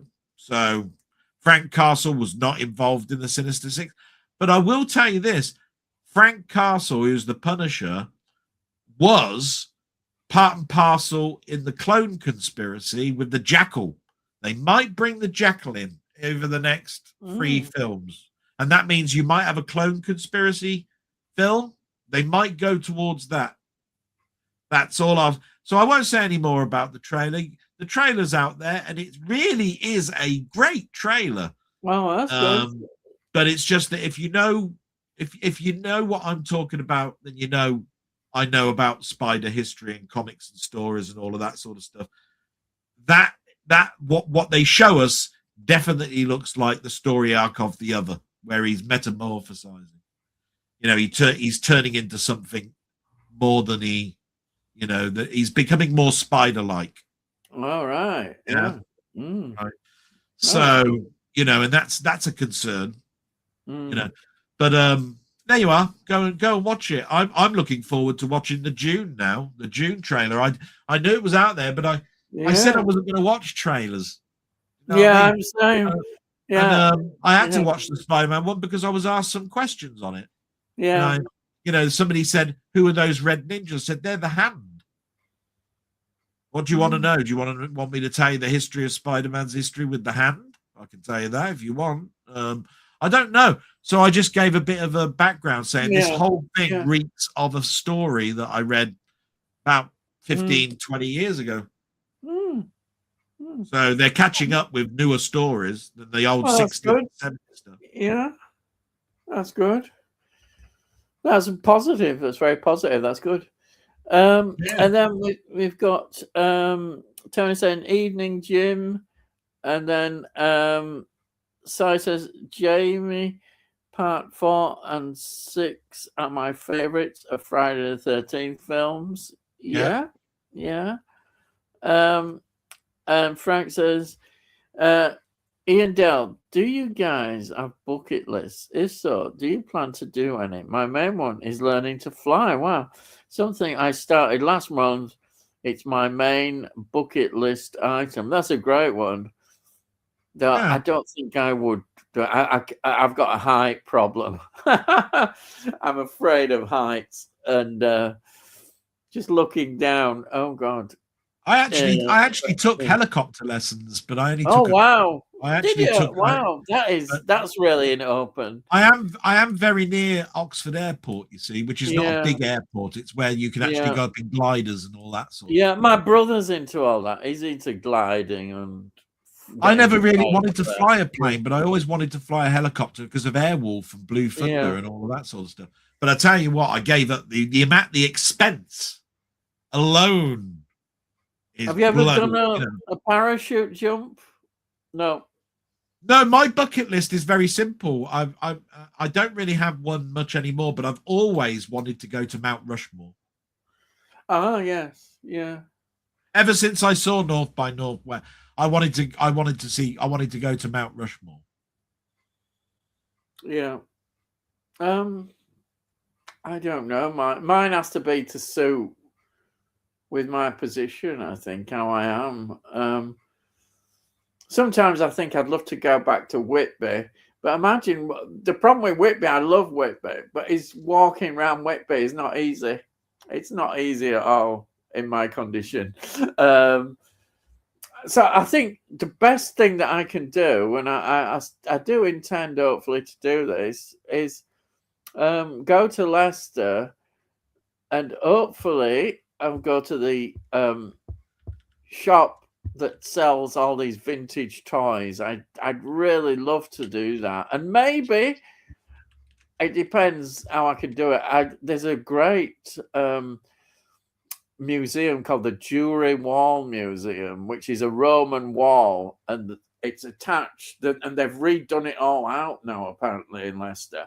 So I'd love to go and have a look at the museum, which is all with Roman history of Leicester.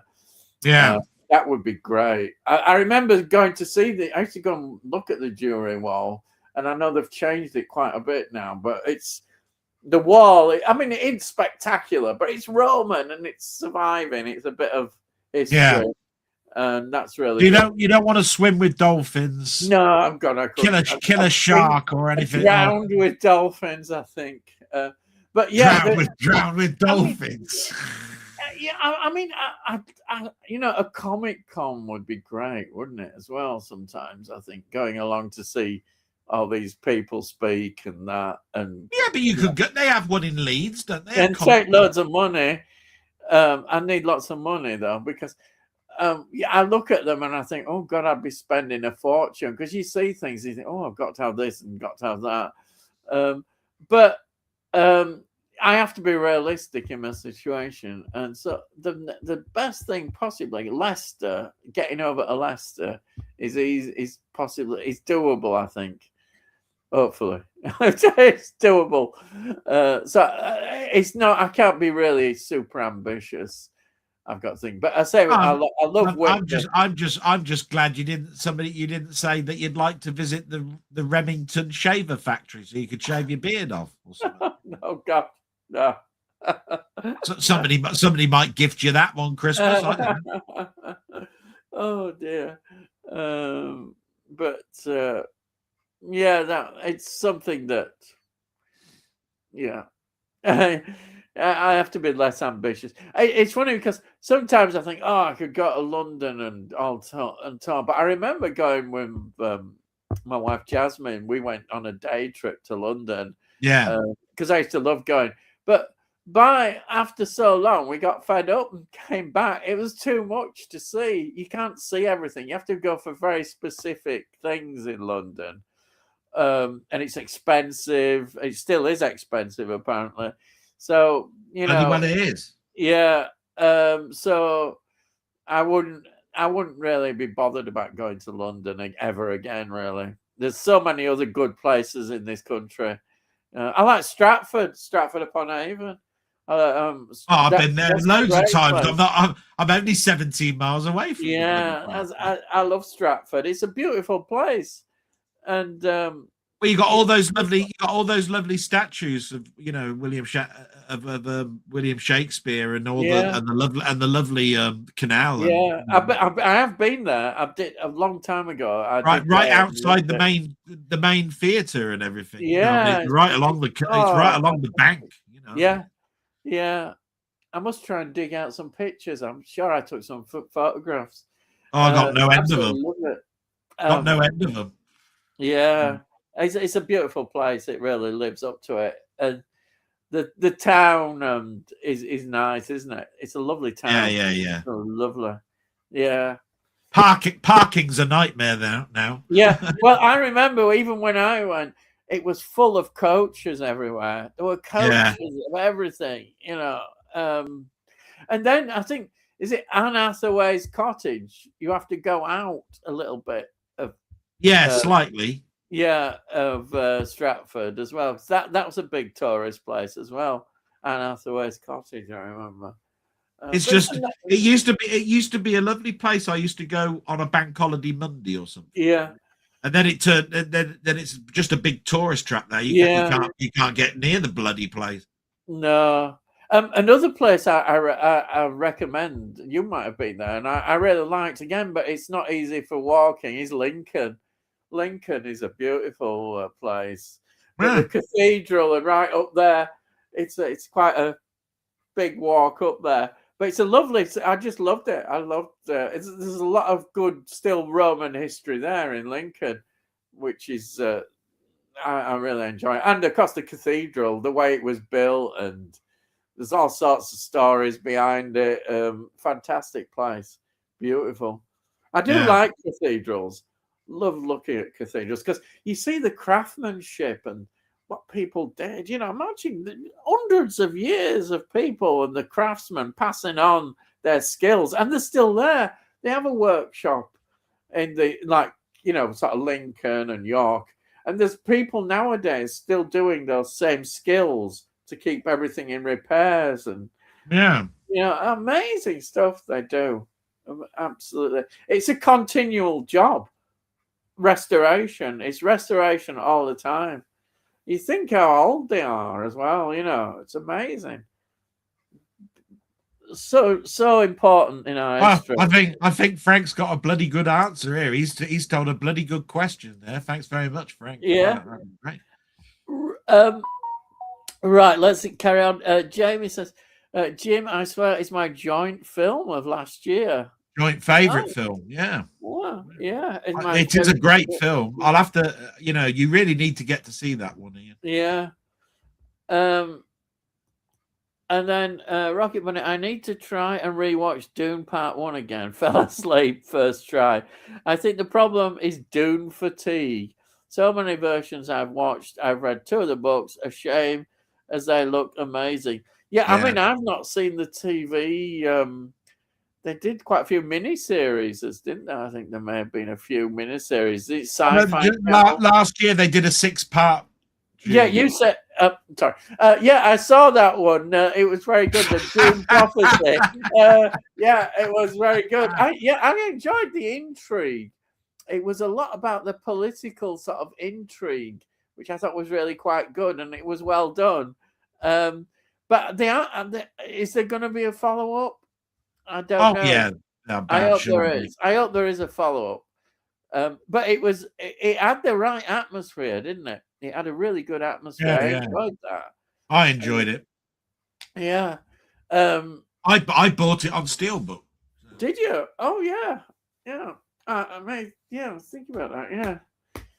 In the future, if it's still going, I might have a look at that. Right. And then Mockman says it's worth giving Dune another try, Bunny, because part 2 is really good. I will say part 2 really expands upon it, makes it easier. Yeah. I think. Yeah. I do think they are good films, but you can't beat Lynch's vision. Lynch's vision is just out of this world. There's a whole documentary on it. Yeah, it's a beautiful vision he had, and people say he disliked the film and he disowned it. It's because he didn't dislike what he'd done. He was just fed up with what they'd done and all the cuts. It was studio execs again, cutting a 3-hour film down to a segment that makes money for them. I mean, that's why he was so mad about it.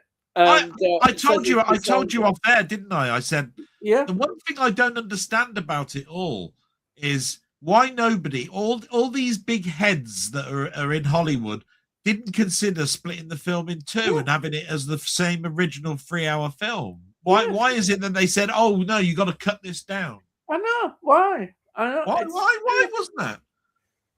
I know. They didn't think, because that's what they've done with other ones, haven't they? This new one. Maybe it's because there weren't many films that are done that way, where you cut it in half and do the second one a little bit later on, like a year later. They'd be thinking people won't remember what the first part was like. Because this has gone into Children of Dune, hasn't it? This new one, so it's gone into that. Yeah, it's moving. I read all the trilogy years and years ago, probably when I was about 18 or 19. I only ever read the first book. I didn't. It engrosses you totally. I remember it was a sort of book. I don't read nowadays much at all. I hardly ever really books. I don't read, novels. But then I was devouring books. You just get so involved. You couldn't put the book down. Dune was like that. And I always thought, oh, this is going to be impossible to film. I did at the time, reading it, because there's so many nuances in it. It's like I read the book, Stephen King's book, and I'm still thinking, how on earth could they fit all that into the films? And I still don't think they did. There's a lot they didn't put in, which were difficult, I think. One of those things. I suppose for me, and just to end it there, for that is that I'm a big devourer of reference books and never been a big devourer of stories. And I like reference books. Reference books I devour. I suppose it's because of my technical job that I had for years that I just love reading up about stuff. I do. And I sometimes get lost in a story, but most of the time I just go, I can't get back to understand where I was at. So yeah. It's a shame that, but anyway, carry on. What's the next one? Let's move on a bit. Rocket Bunny. I will at some point. I just wish the same effort and presentation was put into something new. Creator was good, wasn't it? I'm a Denis Villeneuve fan also, Rocket Bunny says. So James Bond, I'm gonna be interested to see how he does with James Bond. Delboy, are you going to get the t-shirt bundle? I think the Jerry Goldsmith Star Trek motion picture t-shirt looks great. I probably will. What? I think there's another 10 days to go on that Kickstarter, if I remember rightly. There isn't that long to go. And then Si says, me too, Rocket Bunny. Arrival is one of the best sci-fi films. I liked Arrival. Yeah. I liked Arrival. Right. And then we've got Slipknot fan. Hello, welcome. Yeah. And then Si says, I haven't seen him for a couple of weeks, have we? No. And Slipknot says, Cyroson, hey Si. And then Rocket Bunny, wasn't Resurrection of the Daleks originally transmitted as a 2-part? Yeah, it was. I thought it was a test for the following Colin Baker season, which were longer. No, it was because of the Winter Olympics. It was because of it was the Olympics. So for 2 weeks they had to show. They had to put 2 episodes together to show it over 2 weeks for that section. And then because the results of the figures came back larger than just doing them in quarterly segments, like, you know, part 1, part 2, part 3, part 4, they decided to go with in the Colin Baker era with those stories as being 45, 50-minute segments. It wasn't a test, it was because of a sporting event. Right. Yeah.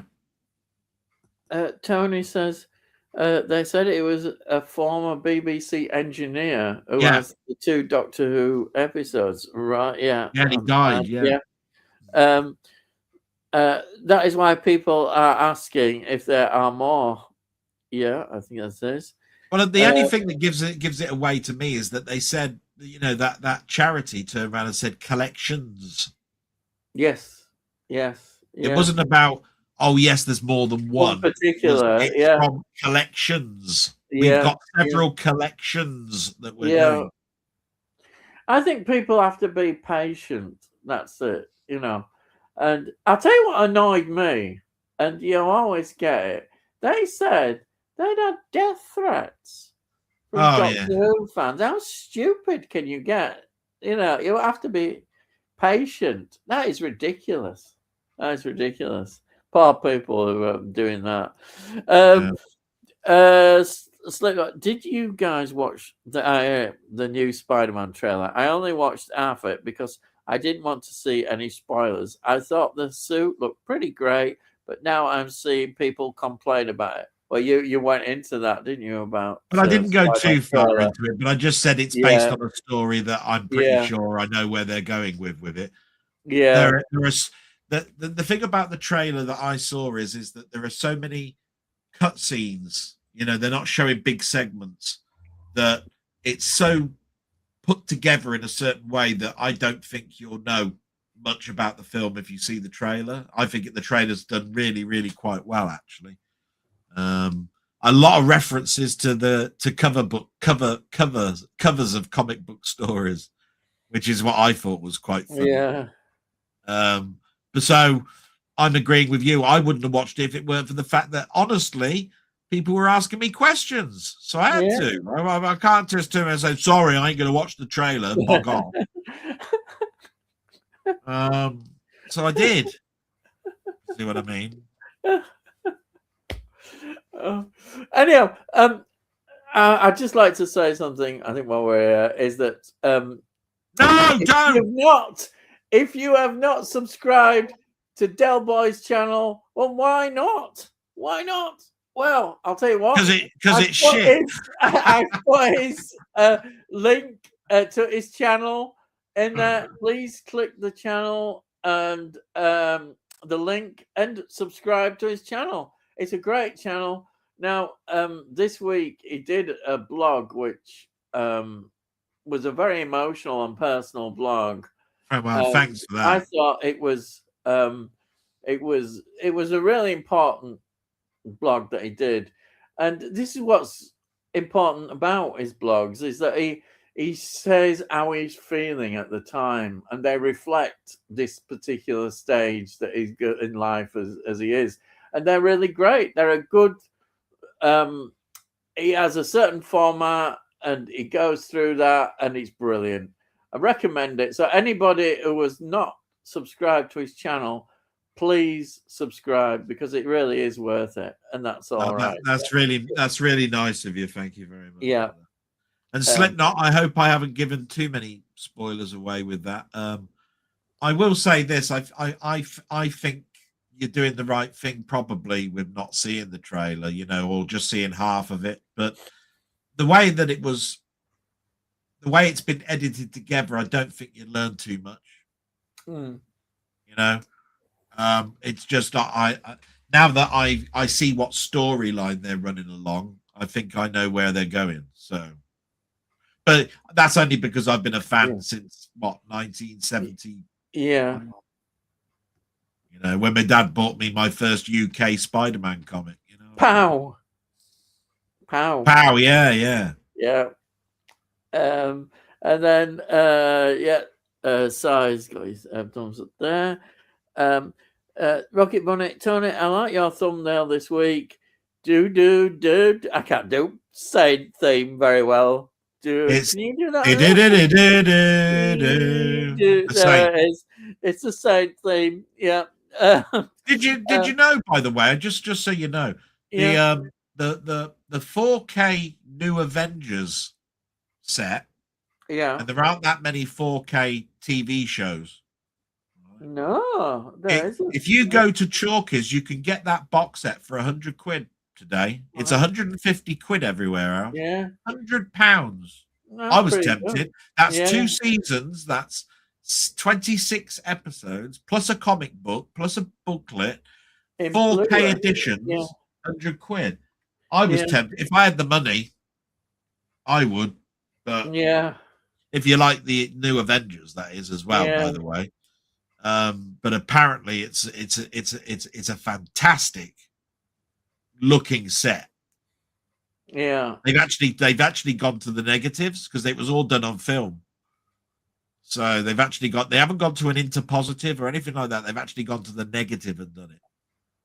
So that's another reason why I would be very interested in that set. But yeah, I haven't got 100 quid. Whether it could be, as far as I'm concerned, it could be 75 quid. I know what's going to be happening with my mum and looking after her now. So yeah, that's me out. But 100 quid, £50 off. Yeah, I know what I'd do with that. You're making me think. I'd try and get, but I don't think I could still have enough money. Is get the Corgi Avengers model for my collection. I've got a lot of. Oh yeah, I bet that would definitely be. In she had a TR7, was it? I think Triumph TR7. Yeah, it is. It's wonderful.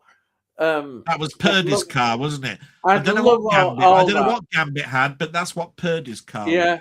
No, no, the original Avengers, one with Dinah Rigg as well. Oh, right. Yeah, that one. That's the one for my collection. But it's expensive. But who knows? One day, you never know.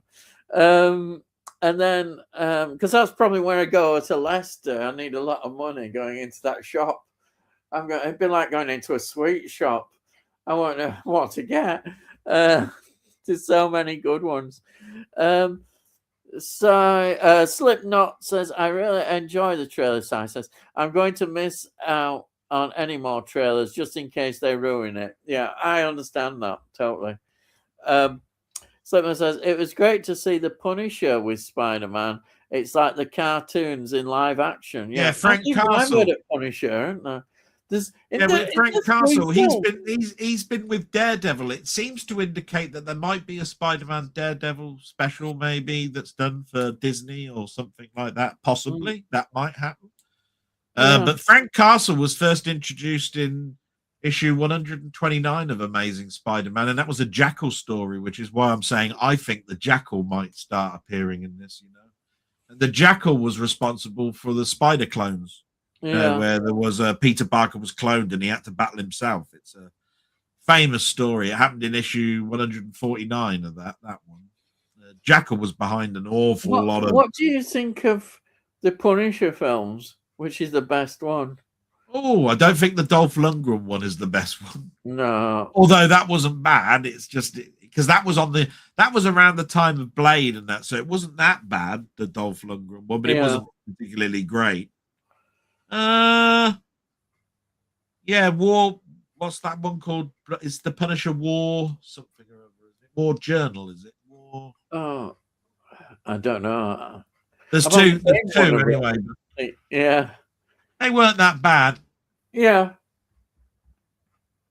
And then James says, I watched a graphic documentary on Prime at weekend called "The Killing of America." It showed uncensored footage of assassinations and murders. It was quite hard to watch. Oh, bloody hell. It was interesting. Craggy. I'm surprised they showed that. If it's really graphic. But, yeah. And then love most possibly all of the ITC themes. Yeah. I'll just have tried to get do etc. out of my head now. Yeah, Well, ITC did so much, didn't they? Randall and Hopkirk. I mean, the Saint. There's the you know, champions. the Persuaders. There's Yeah, the Protectors. There's, you know, it's funny. It's all the Lou Grade, isn't it? yeah, Yeah, it's yeah, all of his stuff, isn't it? And yeah, he wanted to sell everything to America, so yeah, Danger Man, you know, all of that. yeah, yeah. Oh, sorry. Jason King, the Champions. Yeah, this is just wonderful, absolutely wonderful catalog. And then this Jamie says, "Yeah, sorry, I continue. Just shows how fucked America has become." Yeah, it has. And then Sai says, "Jamie, it's a tough watch. I watched it a while ago. Definitely a one-time watch for me. It's like that, is it?" Yeah.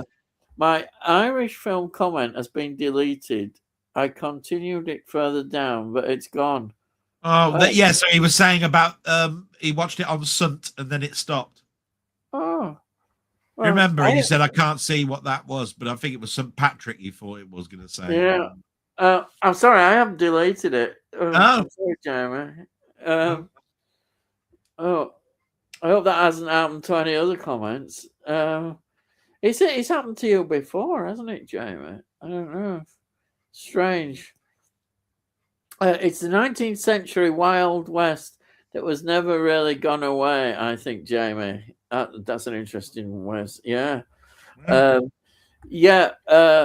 Tony. Thing is, it's even worse over there now from when the documentary was filmed in 1981. My God, that's a long time ago. Yeah. It is.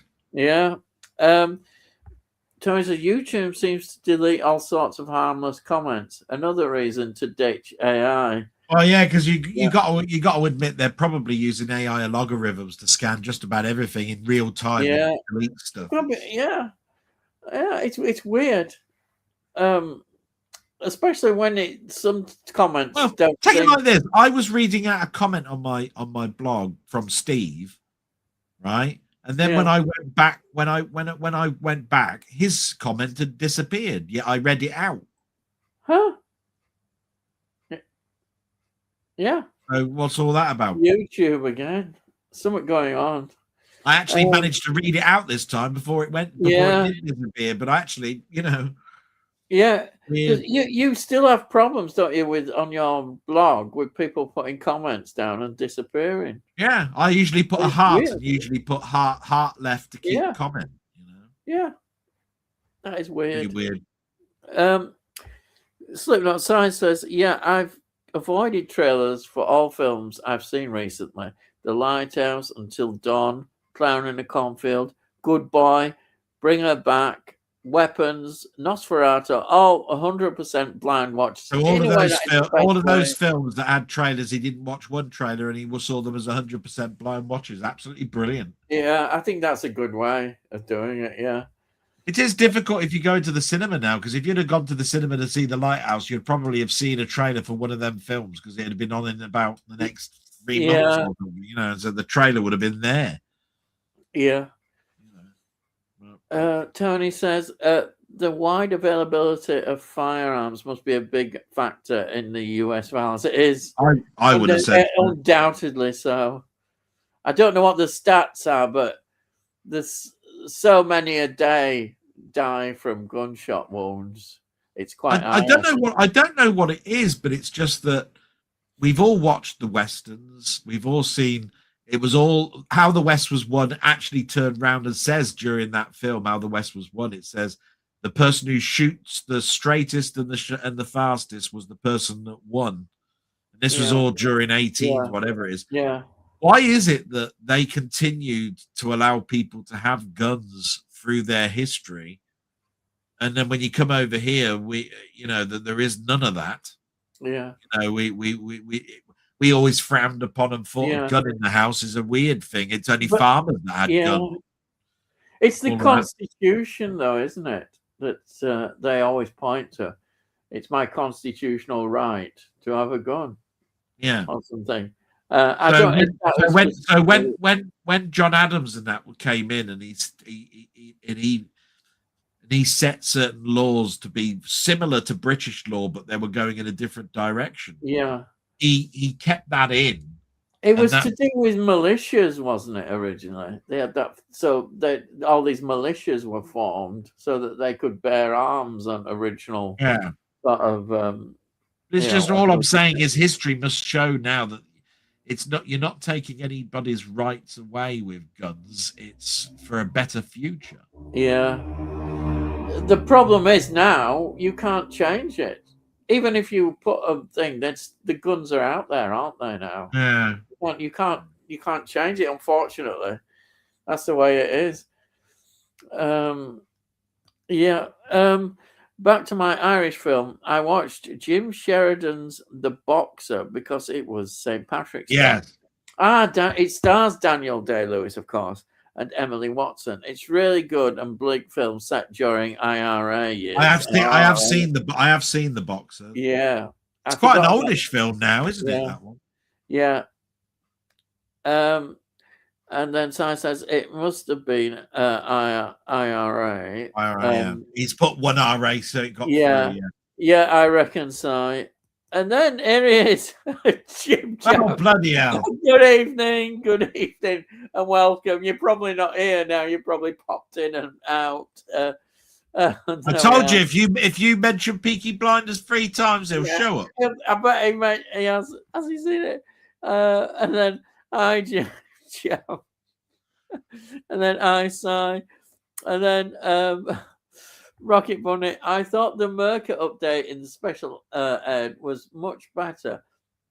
I was actually surprised with the new editing. Also, it conveyed a sense of speed and ferocity. Oh, that's good. Wow, good. And then Rocket Bunny says, "Hi, Jim Jam. Here we are." Jim Jam saying, "I've been watching Mork and Mindy. So funny." Oh God, that goes back over years. Yeah, remember we were talking last week where he actually told me that you could get the set for a tenner. That's right. Yeah. And I must admit, the 4th season though is a bit hit and miss because what happened was they brought in Baby Mork, which in Mork's history, you start off old and you get younger. Oh yeah. And they brought in what's his name? He was in It's a Mad, Mad, Mad, Mad World. What's his name? It was Robin Williams' idol. Oh, right. I forgot his name. It'll come to me anyway. Yeah. But he came in as Mork's child, and people. That's it. Jonathan Walters. Yeah, that's it. Yeah. And he was brilliant. Jonathan Walters is like a Jim Carrey. Yeah. I mean, you could give him a stick and he'd come up with 15 comedy routines with this stick. You know, I mean, he was brilliant. Yeah. Mad World was his comeback film because he went into a mental asylum. Yeah. He'd burnt out. He had a nervous breakdown. But anyway, he was in Mork and Mindy for the 4th season, and then they cancelled it. But that's because I don't think that's more about the comedy. I think it was more to do the time slot that they kept switching it around in. Yeah. But I think the 4th season does suffer. I mean, it was starting to become stale a little bit. No matter how much energy that Robin would have put into that production, it was starting to get stale. Oh right, yeah. You know, you can only have so many conversations with Orson before people go, he says, "I Rocket Bunny." Jim Jam says, and then, any plans on watching Peaky Blinders movie on Friday? I know you've seen it. I saw the video. Told you, Peaky Blinders. Told you. What did I tell you? And then Tony says, mentioning IRA reminds me of a good Rod Steiger film from the 70s. Oh, Rod Steiger, yeah. Hennessy. Not widely known, I don't think. His family is killed by the British Army in Northern Ireland, and he tries getting revenge. I'm trying to find the next bit of the comment. Do you know, I can't find it. Probably been removed. It's gone, hasn't it? Unless it's just cut off. Oh, so I'm sorry, Tony. I can't see your comment. I hope it's not happened again. Yeah. You know what I say to Tony Hawks? Tough shit, you bastard. That'll teach you, won't it? Hey. Revenge is a dish that's best served cold, and it's best cold, very cold in space. Yeah. I'm going to watch a film on Saturday. Instinctivision. It's called Dead Lover and comes with a scratch and sniff card. It's about Gravedigger. I'm guessing dead body smells. Lovely. I've mentioned this before. There was several adventure games that I used to play in the 80s that came on disc that had a scratch and sniff card that told you you've just walked into a room, scratch number 1 off of your card, and it was then when you did that, it turned around and said that farty smell really got up your nose. Yeah, it did. Thanks very much for telling me now, you bastard. So yeah, I could just imagine what it's going to be like with a grave digger. Yeah. Good luck with that one. And then Jim just says, "How does scratch sniff cinema work?" Well, I suppose you just have to follow. There'll be a symbol, won't there, that says "scratch this now" or something in the bottom left-hand corner that's not intrusive, won't they? Yeah. That sounds good, Tony. Yeah. If you like the smell of farts or something. And don't sub gaming. Hello, what is this? I bet you any money that's a person that we ought to avoid. I don't know. Don't sub gaming. That sounds really gross. Yeah, the smelling bit. Yeah. And then good luck with that site. Yeah, it is. The card is numbered, and when the number appears in the corner, you scratch and sniff. It's bound sure to be that, isn't it? Yeah. Here he is again. Oh dear. Liverpool 4-0 going through to the next round. You can't help yourself, can you?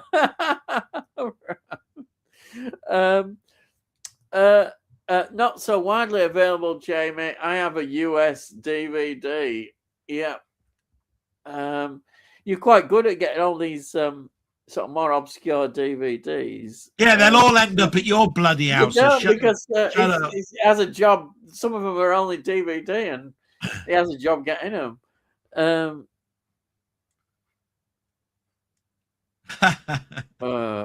That's because of the 4. That's because of the 4-1. I think. Shut the fuck up. What? Which one? The next comment. Yeah, look, size put shut the food. Oh, yeah. I mean, that's to do with the 4-1 in it. Yeah. I'm not putting next comment up. I don't know whether it's a joke or what. I am not sure about that one. Could be or not. I don't know. But there's no need, I don't think, for that. Yeah. Today I watched a hidden little gem, Sparrows Can't Sing. Oh, I've got that one. Barbara Windsor screenplay written by Stephen Lewis. Yeah, Blake in On the Buses. It is good. I like that one. Yeah, it's a good one. I've got a DVD of it. I think you talked about that. Didn't you? Yeah, I have. Yeah, I loved it. Peakies, I'm here. Yeah. Yeah, that's because I said if you said it 3 times, he'll turn up. And yeah, Stephen Lewis is in I Hate You, Butler. I Hate You, Butler. I've got to stand up again for a couple of minutes. Okay, that's all right. Si says, I've never watched a single episode of Peaky Blinders. I know Jim Jam, sacrilege. Yeah, I know, I'm the same. I've never seen Peaky Blinders. What can I say? I've never seen it. And Bookman says, my favourite Irish film is probably Sing Street. It's such a great feel-good movie. Is that all sort of singing? I think I have heard that name before. Oh, a singing film. Yeah. I like The Commitments, but I don't know. That's probably, is that Irish? That's probably not Irish, is it? But yeah. And then I'm shocked it's such a good series. Yeah, well, excellent. Um, it is mentioned a lot. Enjoyed early Peaky Blinders, but for some reason never finished the later series.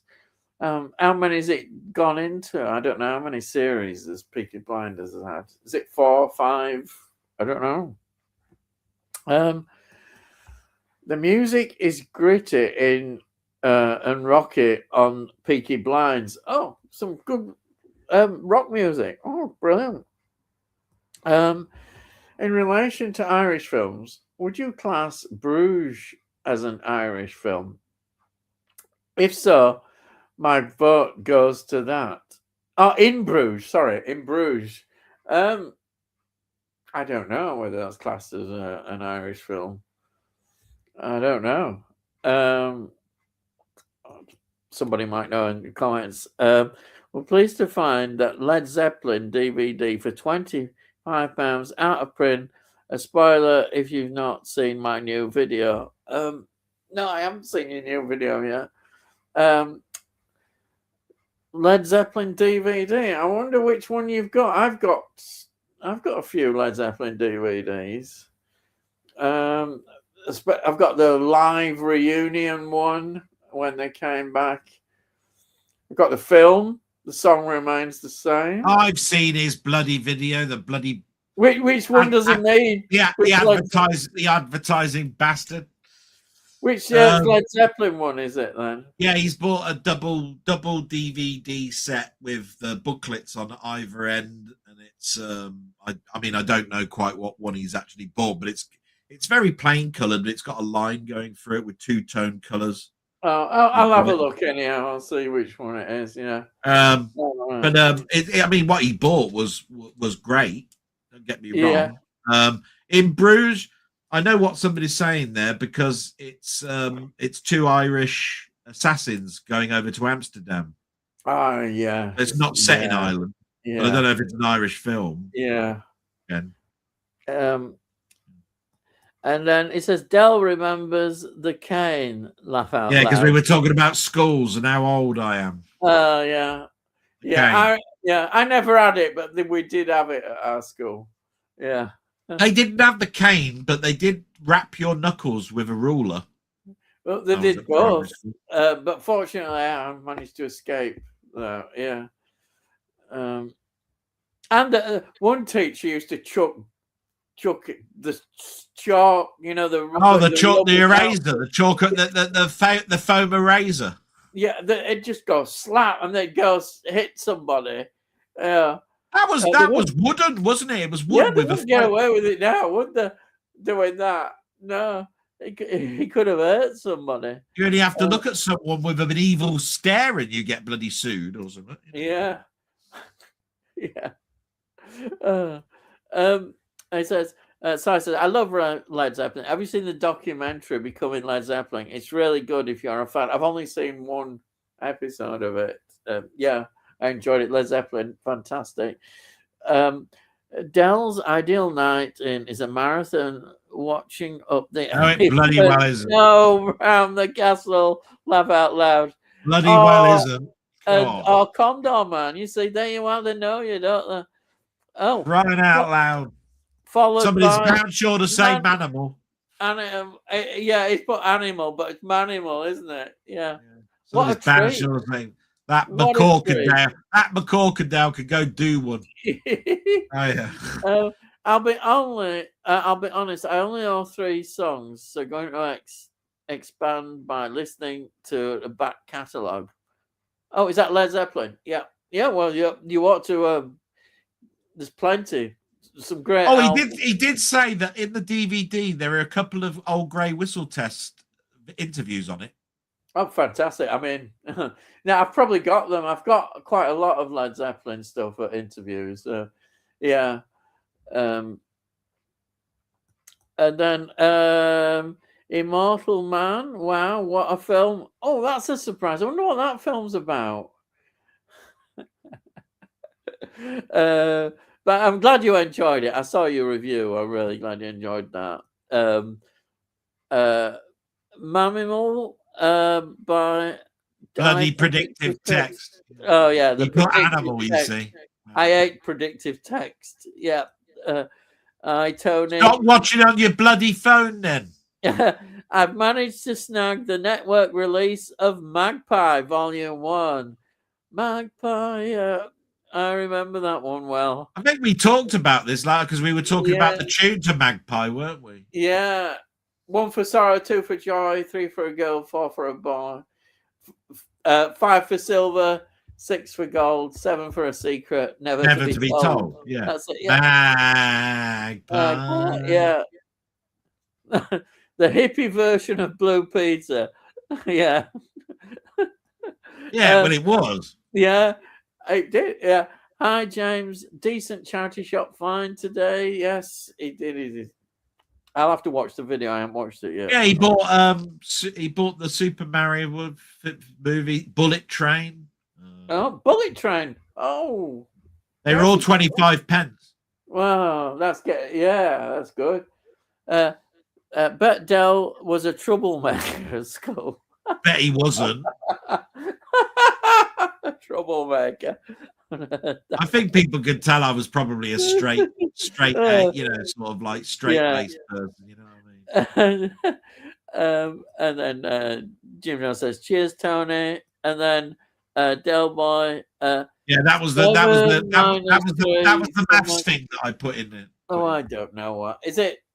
0. If you want to know, right? It's based on something called it's the letters. You do the parenthesis first, then the conditions, I don't know then the multiplication, then 7 division. minus 3, so that and it was called Padams or something. So in this particular instance, you do the parentheses, then you do the multiplication, so it'd be 3 times whatever that is, and then you do the reading from left to right. You do addition and minus is the same condition, so you do the 7 minus whatever is in the brackets, and you get an answer of minus. I think it's -5. Yeah, I'm lost, but But basically, the answer can't be 16 because most people would do 7 minus 3, which gives you 4. Then you got 7 minus 3 outside, it's 4. Then 4 times whatever's in the brackets, and you get 16, which is wrong. Yeah. Because you've got to remember that the 3 at the end there is a multiplication. So you do that before you do the 7 minus 3. So it'd be 3 times whatever's in the brackets there. So that'd be 3 times 4, which would be 12. Yeah, I'm dyslexic with numbers, I think. I don't understand. So anyway, that's what that was. Yeah. I've got number dyslexia. I can't understand the words you're on about. I classify Irish films as a film filmed in Ireland. There we are. We're being told by Jamie. Right. Well, there you are. So my Flight of the Doves is true then. So yeah. Be a film. And then Jim just says, "Bloody hell, this stream turned to countdown." Yeah, 2 from the top, 3 from the middle. Consonant, Carl. Oh, shows you. I've given that away. I haven't watched it for years. I used to watch it with old Carol Vorderman. Carol Vorderman, yeah, she was intelligent though, weren't she? She still is. She's still. I think she's got more attractive. Actually, I think she's got better. Yeah, well, I told you should have gone to Specsavers, shouldn't I? No, I think she's great. You're getting old, and so's your eyesight. Yeah, and then put 0. No, Carol Vorderman's very attractive. Yeah, I'm only joking. It's just I was taking a piss out of your eyesight because you're old. Yeah, I know. Far. Yeah, I'll tell you something. I saw Kelly Osbourne, and I thought, what the hell has she been doing? It doesn't look like the same Kelly Osbourne. Oh, it's not. It can't isn't one of the Osbourne families named their son Ozzy after their dad? Because that's right. Yes. Yeah. It's her. I think that was in the news this week or something. Yeah, that's it. She said that. Yeah, but I can't believe it's the same woman. It's just weird. Yeah. Del is turning into Carol Vorderman. Oh, God, no. Most people might have said it back in the day. I've probably got her boobs. Yeah, and then he's telling you that he's been a clever clogs. By the way, it's not 16 the hell out. And then Rocket Bunny says 5 -5. Yeah. Yeah, because basically you got to, if you take 12 away from 7, you'll have a minus number, won't you? Yeah. Yeah, apparently, yeah. And then all 16 is question mark. Yeah.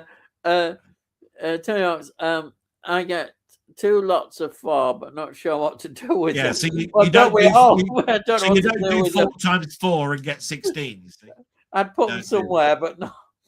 Because you've got to do 3 times 4, and then you've got to do the. Right. I can't do them. Who remembers a series called vaguely Gas and Gauge? Very vaguely for me as well on that one. Yeah, I do. Is it from 60s? 60s. Yeah, I vaguely remember it. Yeah, and I think I only know it because of the ITV's anniversary thing. Oh, right. Did last year, 50 years of ITV. Who's in it? Oh, I can't remember that because no. It was one episode and it was bloody listed in a list of those how much ITV stuff was celebrating at that week. I'm sure Jim Jam probably knows. Yeah. And then Rocket Bunny, it's -5. You do the 3x and then 7 -3. That's what I said to you, didn't I? I said you do the 3 times 4. So there you are. 4. Gives you the 12. He knows his stuff. Yeah. And then I'd rather Rachel Riley did the maths challenge, Delboy. Oh. Everybody likes about her as well. Then it's 7 -12. Oh, which gives you -5. Yeah, I'm lost. Yeah. And then all gas and gators, James. Yes, about priests. Oh, is that all priest one? The only one I remember is Derek Nimmo as a priest. Was that in Brother or something? Yeah. Was that a BBC one? I think it could be. I don't know. Yeah. That's the one, Tony. Yeah. Heads up. Railwaves still have network. Blues from 450. What's blues? Blu-rays. Oh, blues. Blues. Railways still have network Blu-rays from £4.50. Yeah, that's right. Yeah. Who remembers a film called The Card with Alex Guinness? I know that's just come out. I've seen it up mentioned, but it's not one I've actually seen. I think Alex Guinness is great, but I've not seen it. It's not a recent release though. I've seen people showing it when they're going through the if you're scared of AI, watch Good Luck, have fun, don't die. You'll be terrified. Aren't people full of cheer today? that one's been mentioned on, I think, mid Media Matters. I think he was talking about Good Luck, have fun, don't die. Oh, right. I thought that sounds like a good title. And I don't know what it's about. All cheerful stuff. But the last AI film I told you about was that Mercy film, wasn't it? Yes. Yeah. Oh, yeah. The Judge's AI. Oh, yeah. And I wasn't. Yeah. Heard it, James. Had not seen it, Tony says. And then Jim Jammer was currently on rare as Tony, £4.50, which is very good. Maybe it's not Blu-rays. It's actually something called Blues. I don't know. Yeah. Anyone seen The Sandwich Man? Great cast. No, but if everybody keeps talking about food, I'm going to shoot someone. Yeah, I like a good corned beef sandwich. Oh, corned beef. I talked to my sister today about corned beef, and she said disgusting food because it is obviously all waste food, waste meat put into, because it's got everything in it. It's got bone and jelly and all sorts. I love it with tomato sauce. It still tastes nice. It does. It's lovely. Yeah, and I like it in the tin as well. getting the tin. Frey Tin Bentos. having to open it with that. Is it Frey? Is it Frey Bentos that made them? I think it is, but you have to open. You have this silly key, don't you? Yeah, and then you cut your fingers off when you try and get the damn thing. I told my sister, if you put it in the fridge first, it comes out the tin. Yeah. I've heard that. She said she didn't care because she doesn't like corned beef. Well, it's her fault. She should like it. It's good. Tony says, I have that on DVD, James. Not got round to it yet. So it had some good guest appearances in it. Yeah. I'm sure you like it. The Card, I think that's what you're about. Yeah. Jim says, Ian and Dell, can't remember if you enjoyed The Boys. I'm looking forward to the final series in April.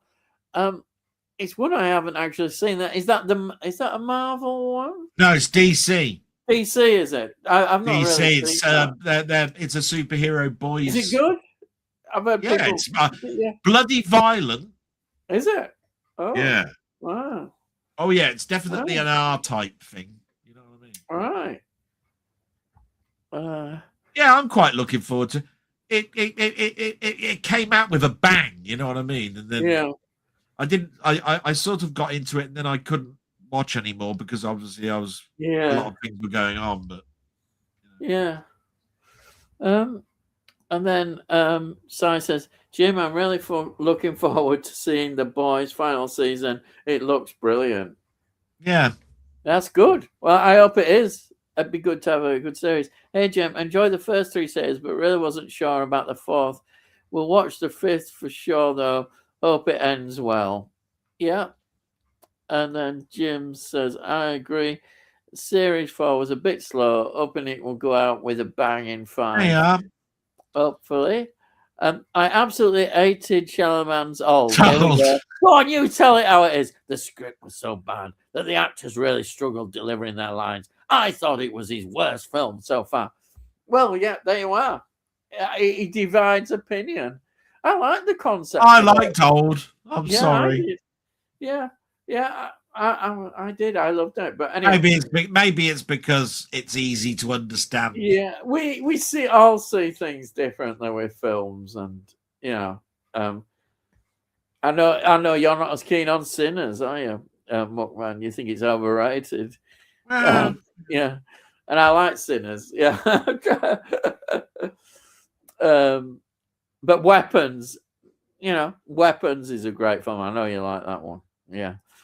I think George Lucas used dam busters for storyboarding the Death Star. There you are, trench scenes. I just remember reading in my book, Industrial Light and Magic, Sound and Vision. It was called. It's a really expensive book that I bought, and it talked about that when they did the initial previews, because they didn't get the special effects all done, they used war film to show the fighter sequences. I didn't know it was the dam busters, because I know it makes sense for the dam busters because you have the bouncing ball going along towards the dam. But these were fighter pilots. There weren't many fighter pilots in dam busters. There weren't Spitfires. And all that. There weren't. No. But it doesn't surprise me that it might have been dam busters. But this is the one that you said. The Asphyx. Yeah, that's it.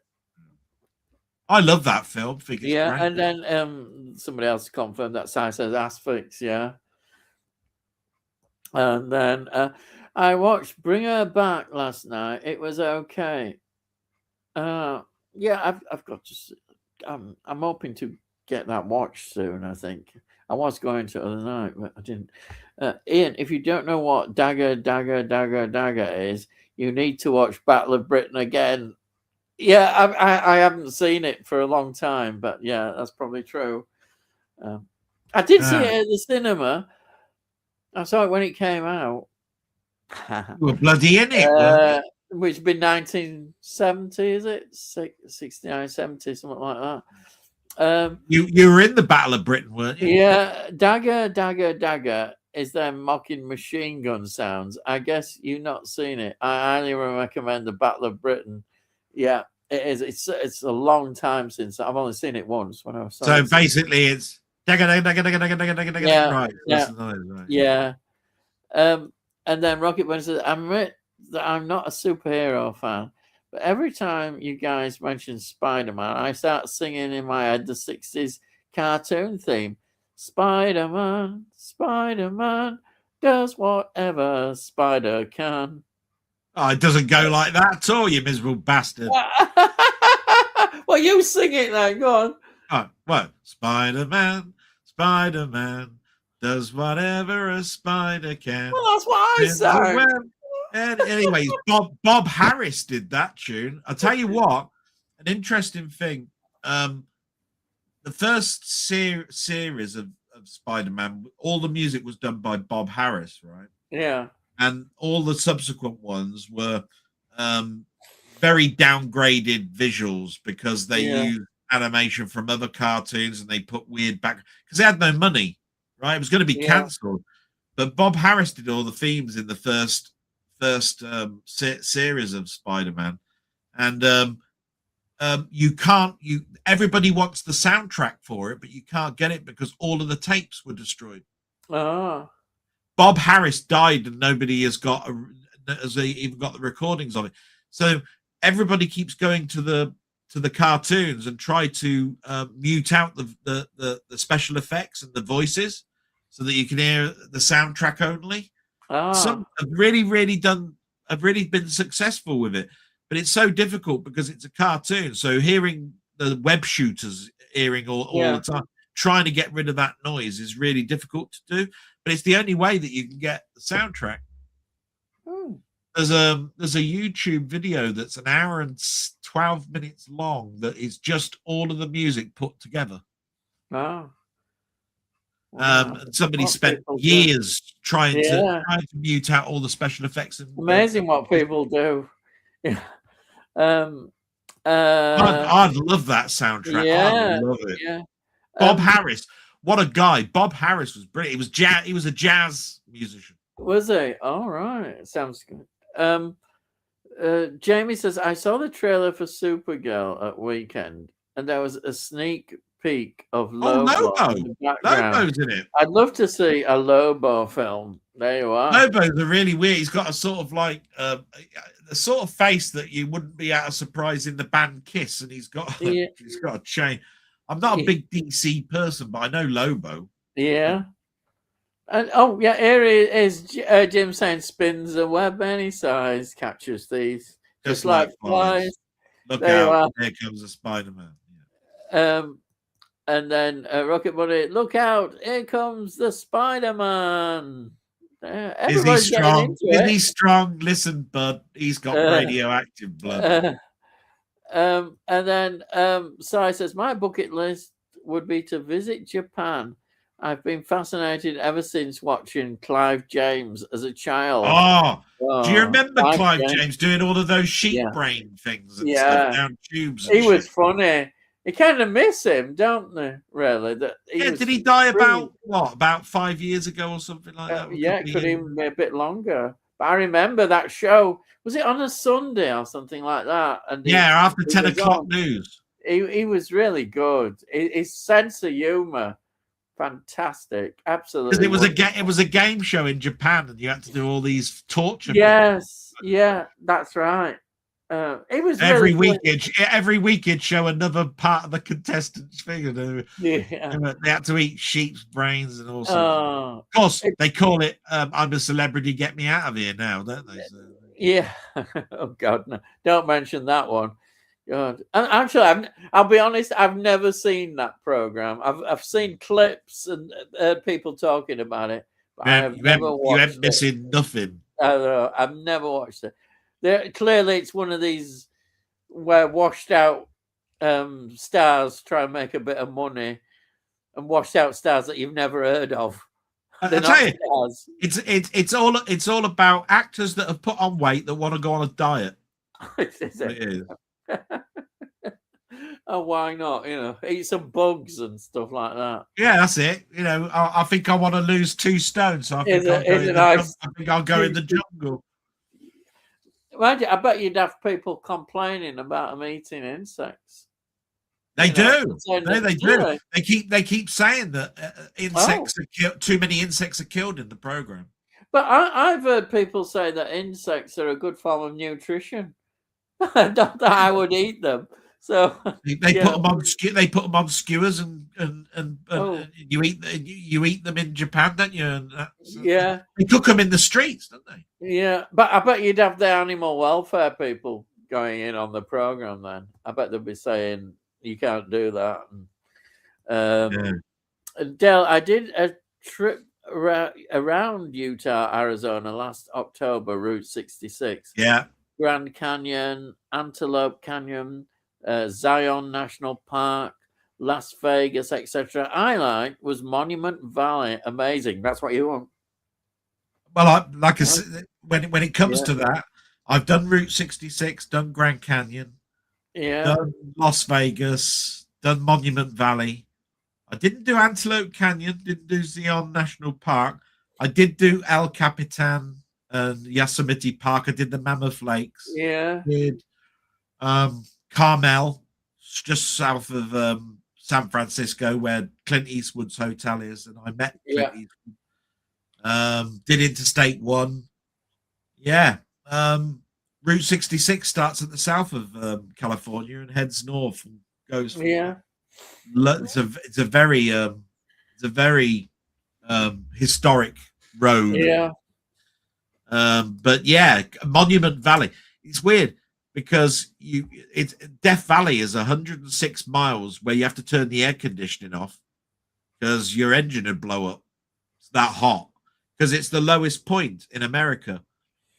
If you carry on, you get to a place called Bishop, which is the highest point, and so you go from the desert where you're boiling to death, and then they put snow chains on your tires, and you go through snow.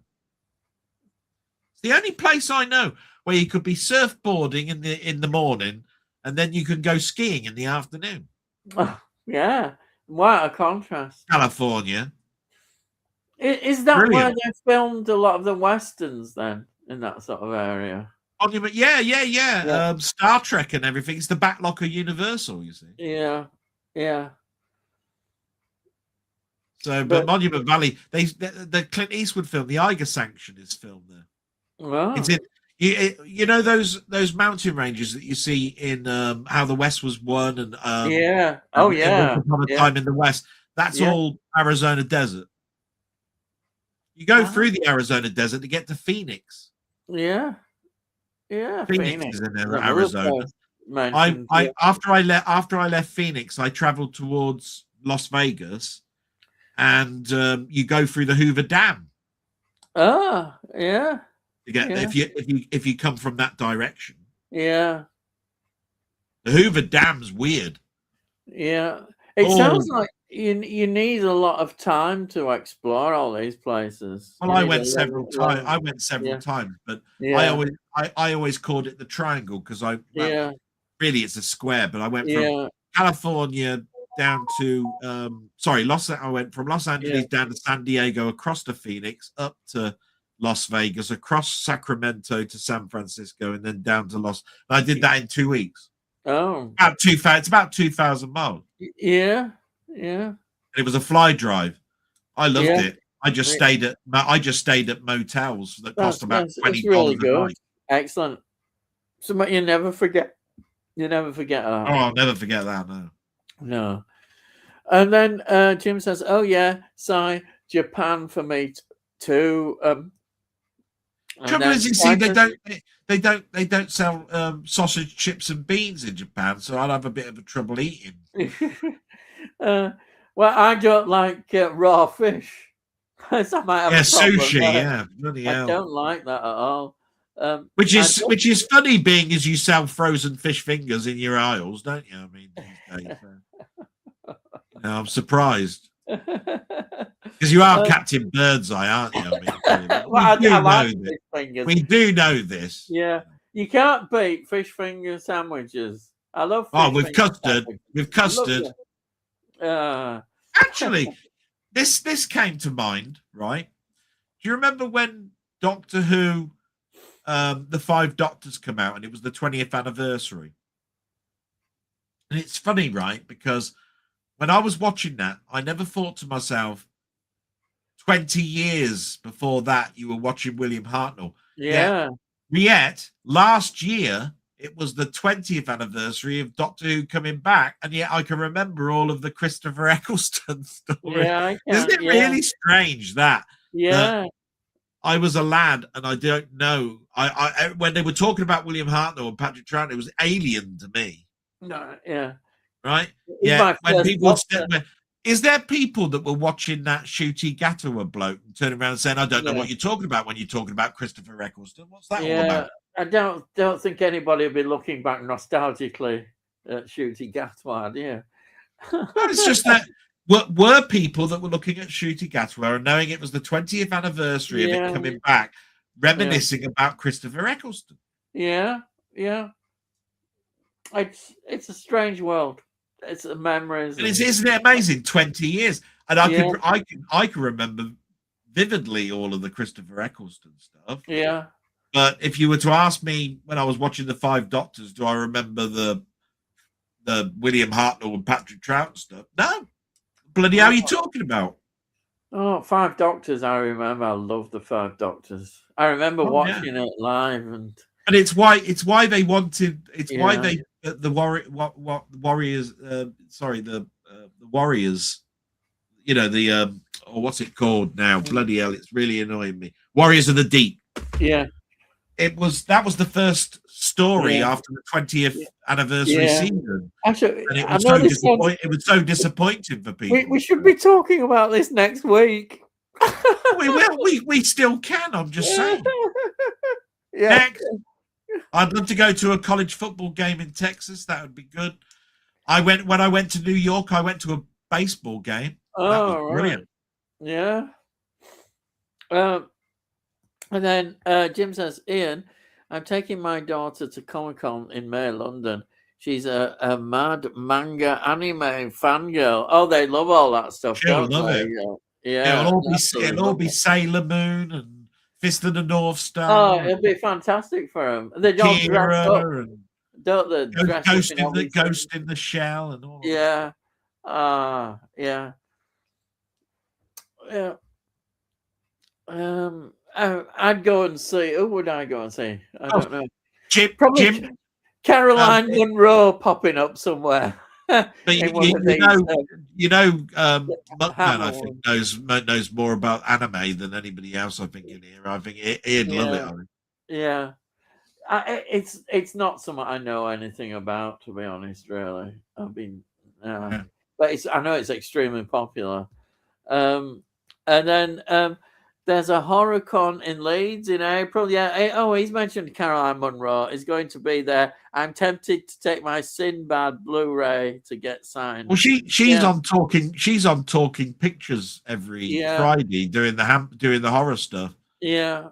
Anyway, I'm gonna shut up because we're 3 minutes away from 3 hours, and I bet you we're nowhere near the end. So. I'm sure anyhow she'll sign it for a fee that you'll have to pay. You'll have to pay. No, she's quite nice. She is nice. Yeah, she is. She does a lot of these kind of promotional things. Yeah, Bookman, you should try to get Dark Fest in London. Always in November. Next one is number 9, run by Alan Bryce. Dark Side Horror Mag. Yeah, I have some of them Dark Side Horror Mags. They're really good. Always loads of Hammer Lovelies there, films and stalls. Yeah, that would be really good. Sometimes I've managed to get the Dark Side magazine. Yeah. Don't usually have much holiday left in November. And it also leads International Film Festival in November too. Yeah, I know you go to that one. I mentioned that a lot. Sounds good though. And then Jim says, fair enough. I've not managed it yet, but hope to go this year. Well, good luck. I hope you enjoy that if you go. Yeah. I'm sure you will. Done by the BBC in the 60s, 70s, involved making multiple copies that were sent to a department for testing. The 2 found were the first from this testing pool. Yeah, I saw something about this testing thing, a video about it. This, yeah. But we'll go into that another time. This is why people are asking if there are more. That's right. Tony Hawks, Gambit had a Jaguar XJS and occasionally a Range Rover. I remember the Range Rover. Got the Blu-ray set. Yeah, brilliant. The picture quality is very good. Can't see how the 4K could be much better. I understand exactly what you mean by that. There was this Right. one guy that was talking. There was just this one guy talking about it, and he said what the 4K offers is high dynamic range, and therefore the detail is slightly better because of the blacks. Yeah. And I went, oh, that sounds good. Yeah, if you've got the money, I suppose. I ain't got 100 quid, let alone 150. So it says Jonathan Walters. Yeah, the Morecambe Mindy question. And Rocket Bunny, Second Amendment of U.S. Constitution, 1791 Bill of Rights, a well-regulated militia being necessary to the security of a free state, the right of people to keep and bear arms shall not be infringed. There it is. They're always talking about their Second Amendment rights. Yeah. That's it. And now the gun companies are so powerful that no one dares to change it. You've said it. The gun lobby is massive, very powerful. Yeah. Yes, it's Second Amendment, but my question is, why can't you amend an amendment? I'm sure you can, but they've got to have the Supreme Court. And if you've loaded the Supreme Court in your favor, which Trump has done, that is not going to change things. And my argument to it is that if you can do an amendment to an amendment, then surely you can change that law, because otherwise killings will just continue. They need to change the Supreme Court business, really, because it needs to put it with it. And then whoever's in next, if it's a Democrat, will probably do the same as well. It's just a game. Yeah. They'll probably put more of their appointees in. And then Tony York says, end of NSC comments, blue AI sensors. Steiger's character attempts to do something nasty to the horses of Parliament, as in, the finale of V for Vendetta and revenge for his family.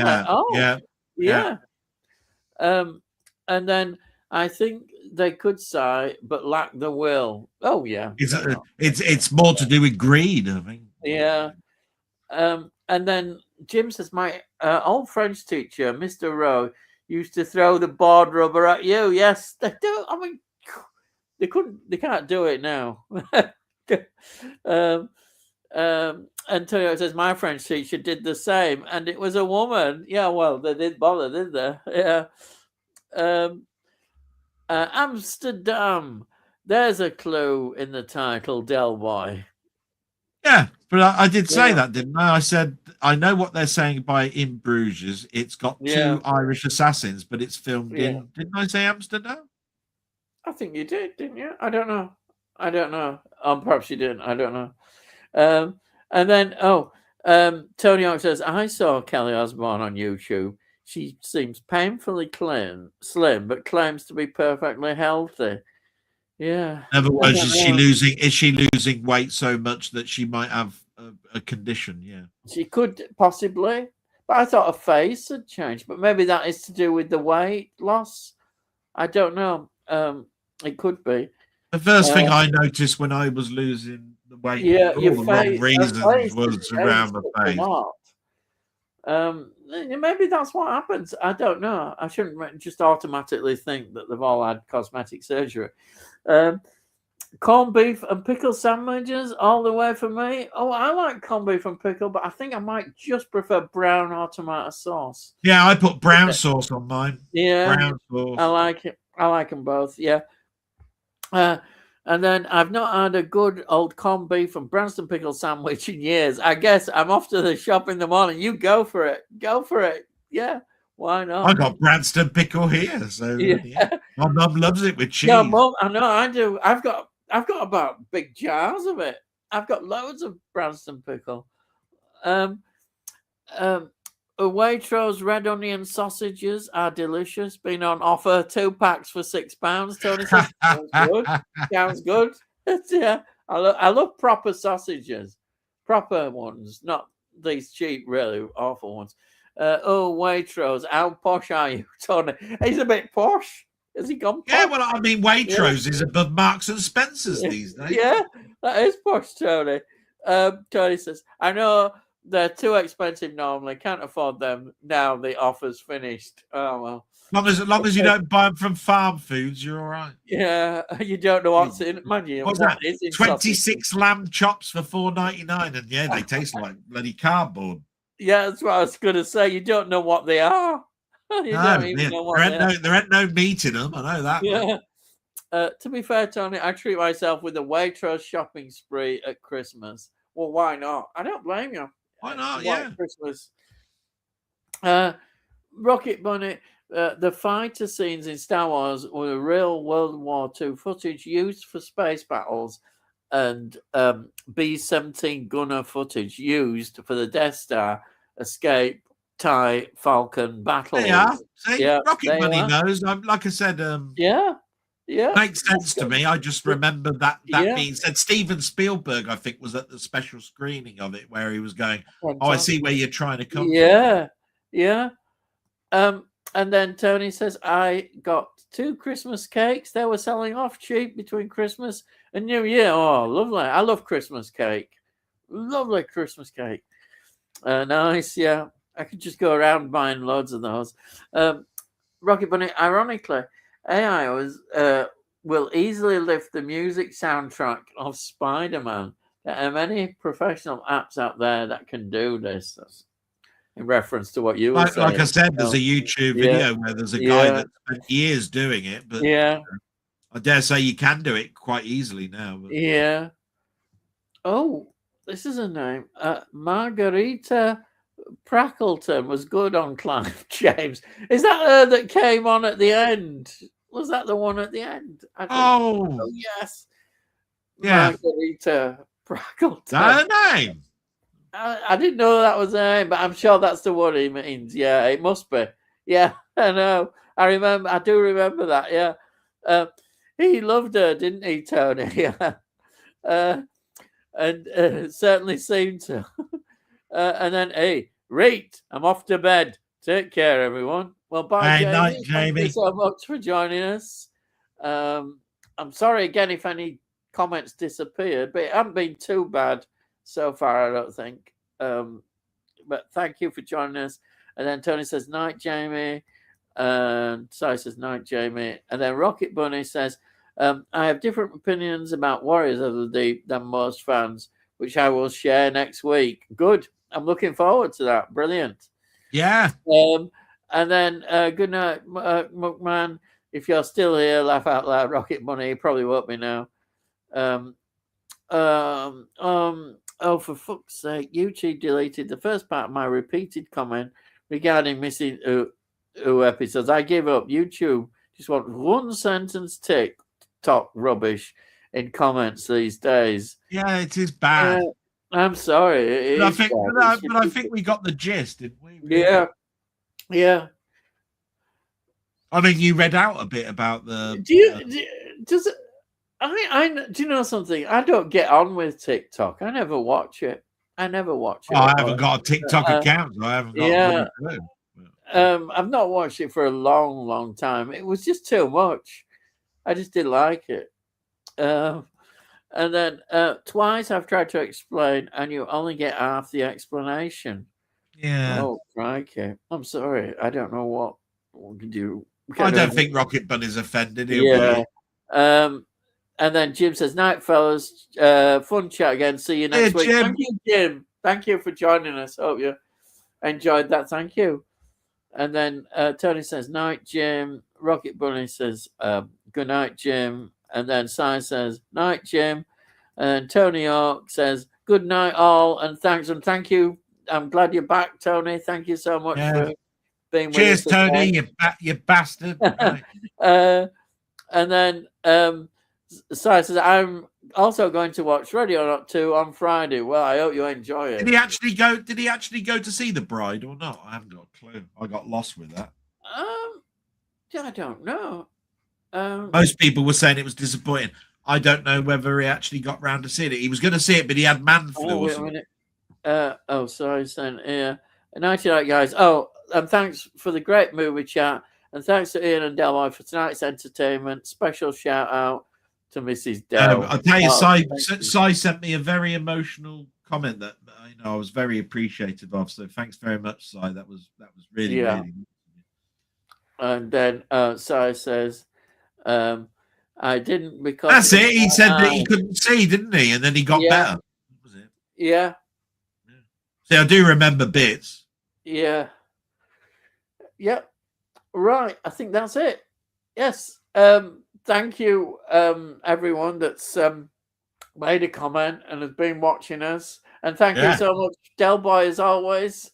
It's been great having you. And well, next week it's our 100th episode. Centenary episode. I mean, it's all classic Doctor Who. Notice I have to keep saying classic Doctor Who for all us old gits.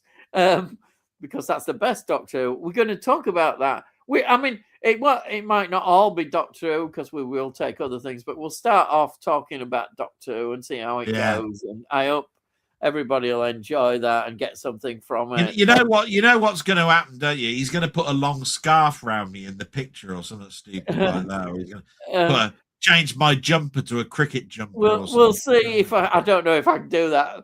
It takes me ages. Put a stick of celery here or something. Yeah, it takes me blooming ages to do those thumbnails, but I'll try and do what he'll get his son. He'll get his son to do it. You know. I'll see what happens anyhow. I'll tell you what. The one thing, boys and girls, is he won't get AI to do it.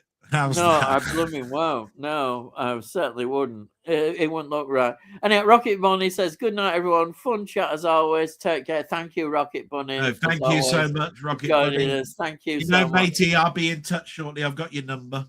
Yeah, brilliant. So I say I'd like to thank everyone and thank you, Delboy, so much for being here and everyone that's watched. And so you want to say farewells like we normally do? Oh, well, so it's good night from me. And it's good night from him. Good night. That's what they used to do, didn't they, on the two runners? But my one has always been salute, which is what Frankie Howard always used to say at the end of Up Pompeii. But over to my friend Ian, it's his channel. Here we go with the best goodbye going. And all I've got to say is, I'll see thee again. Bye.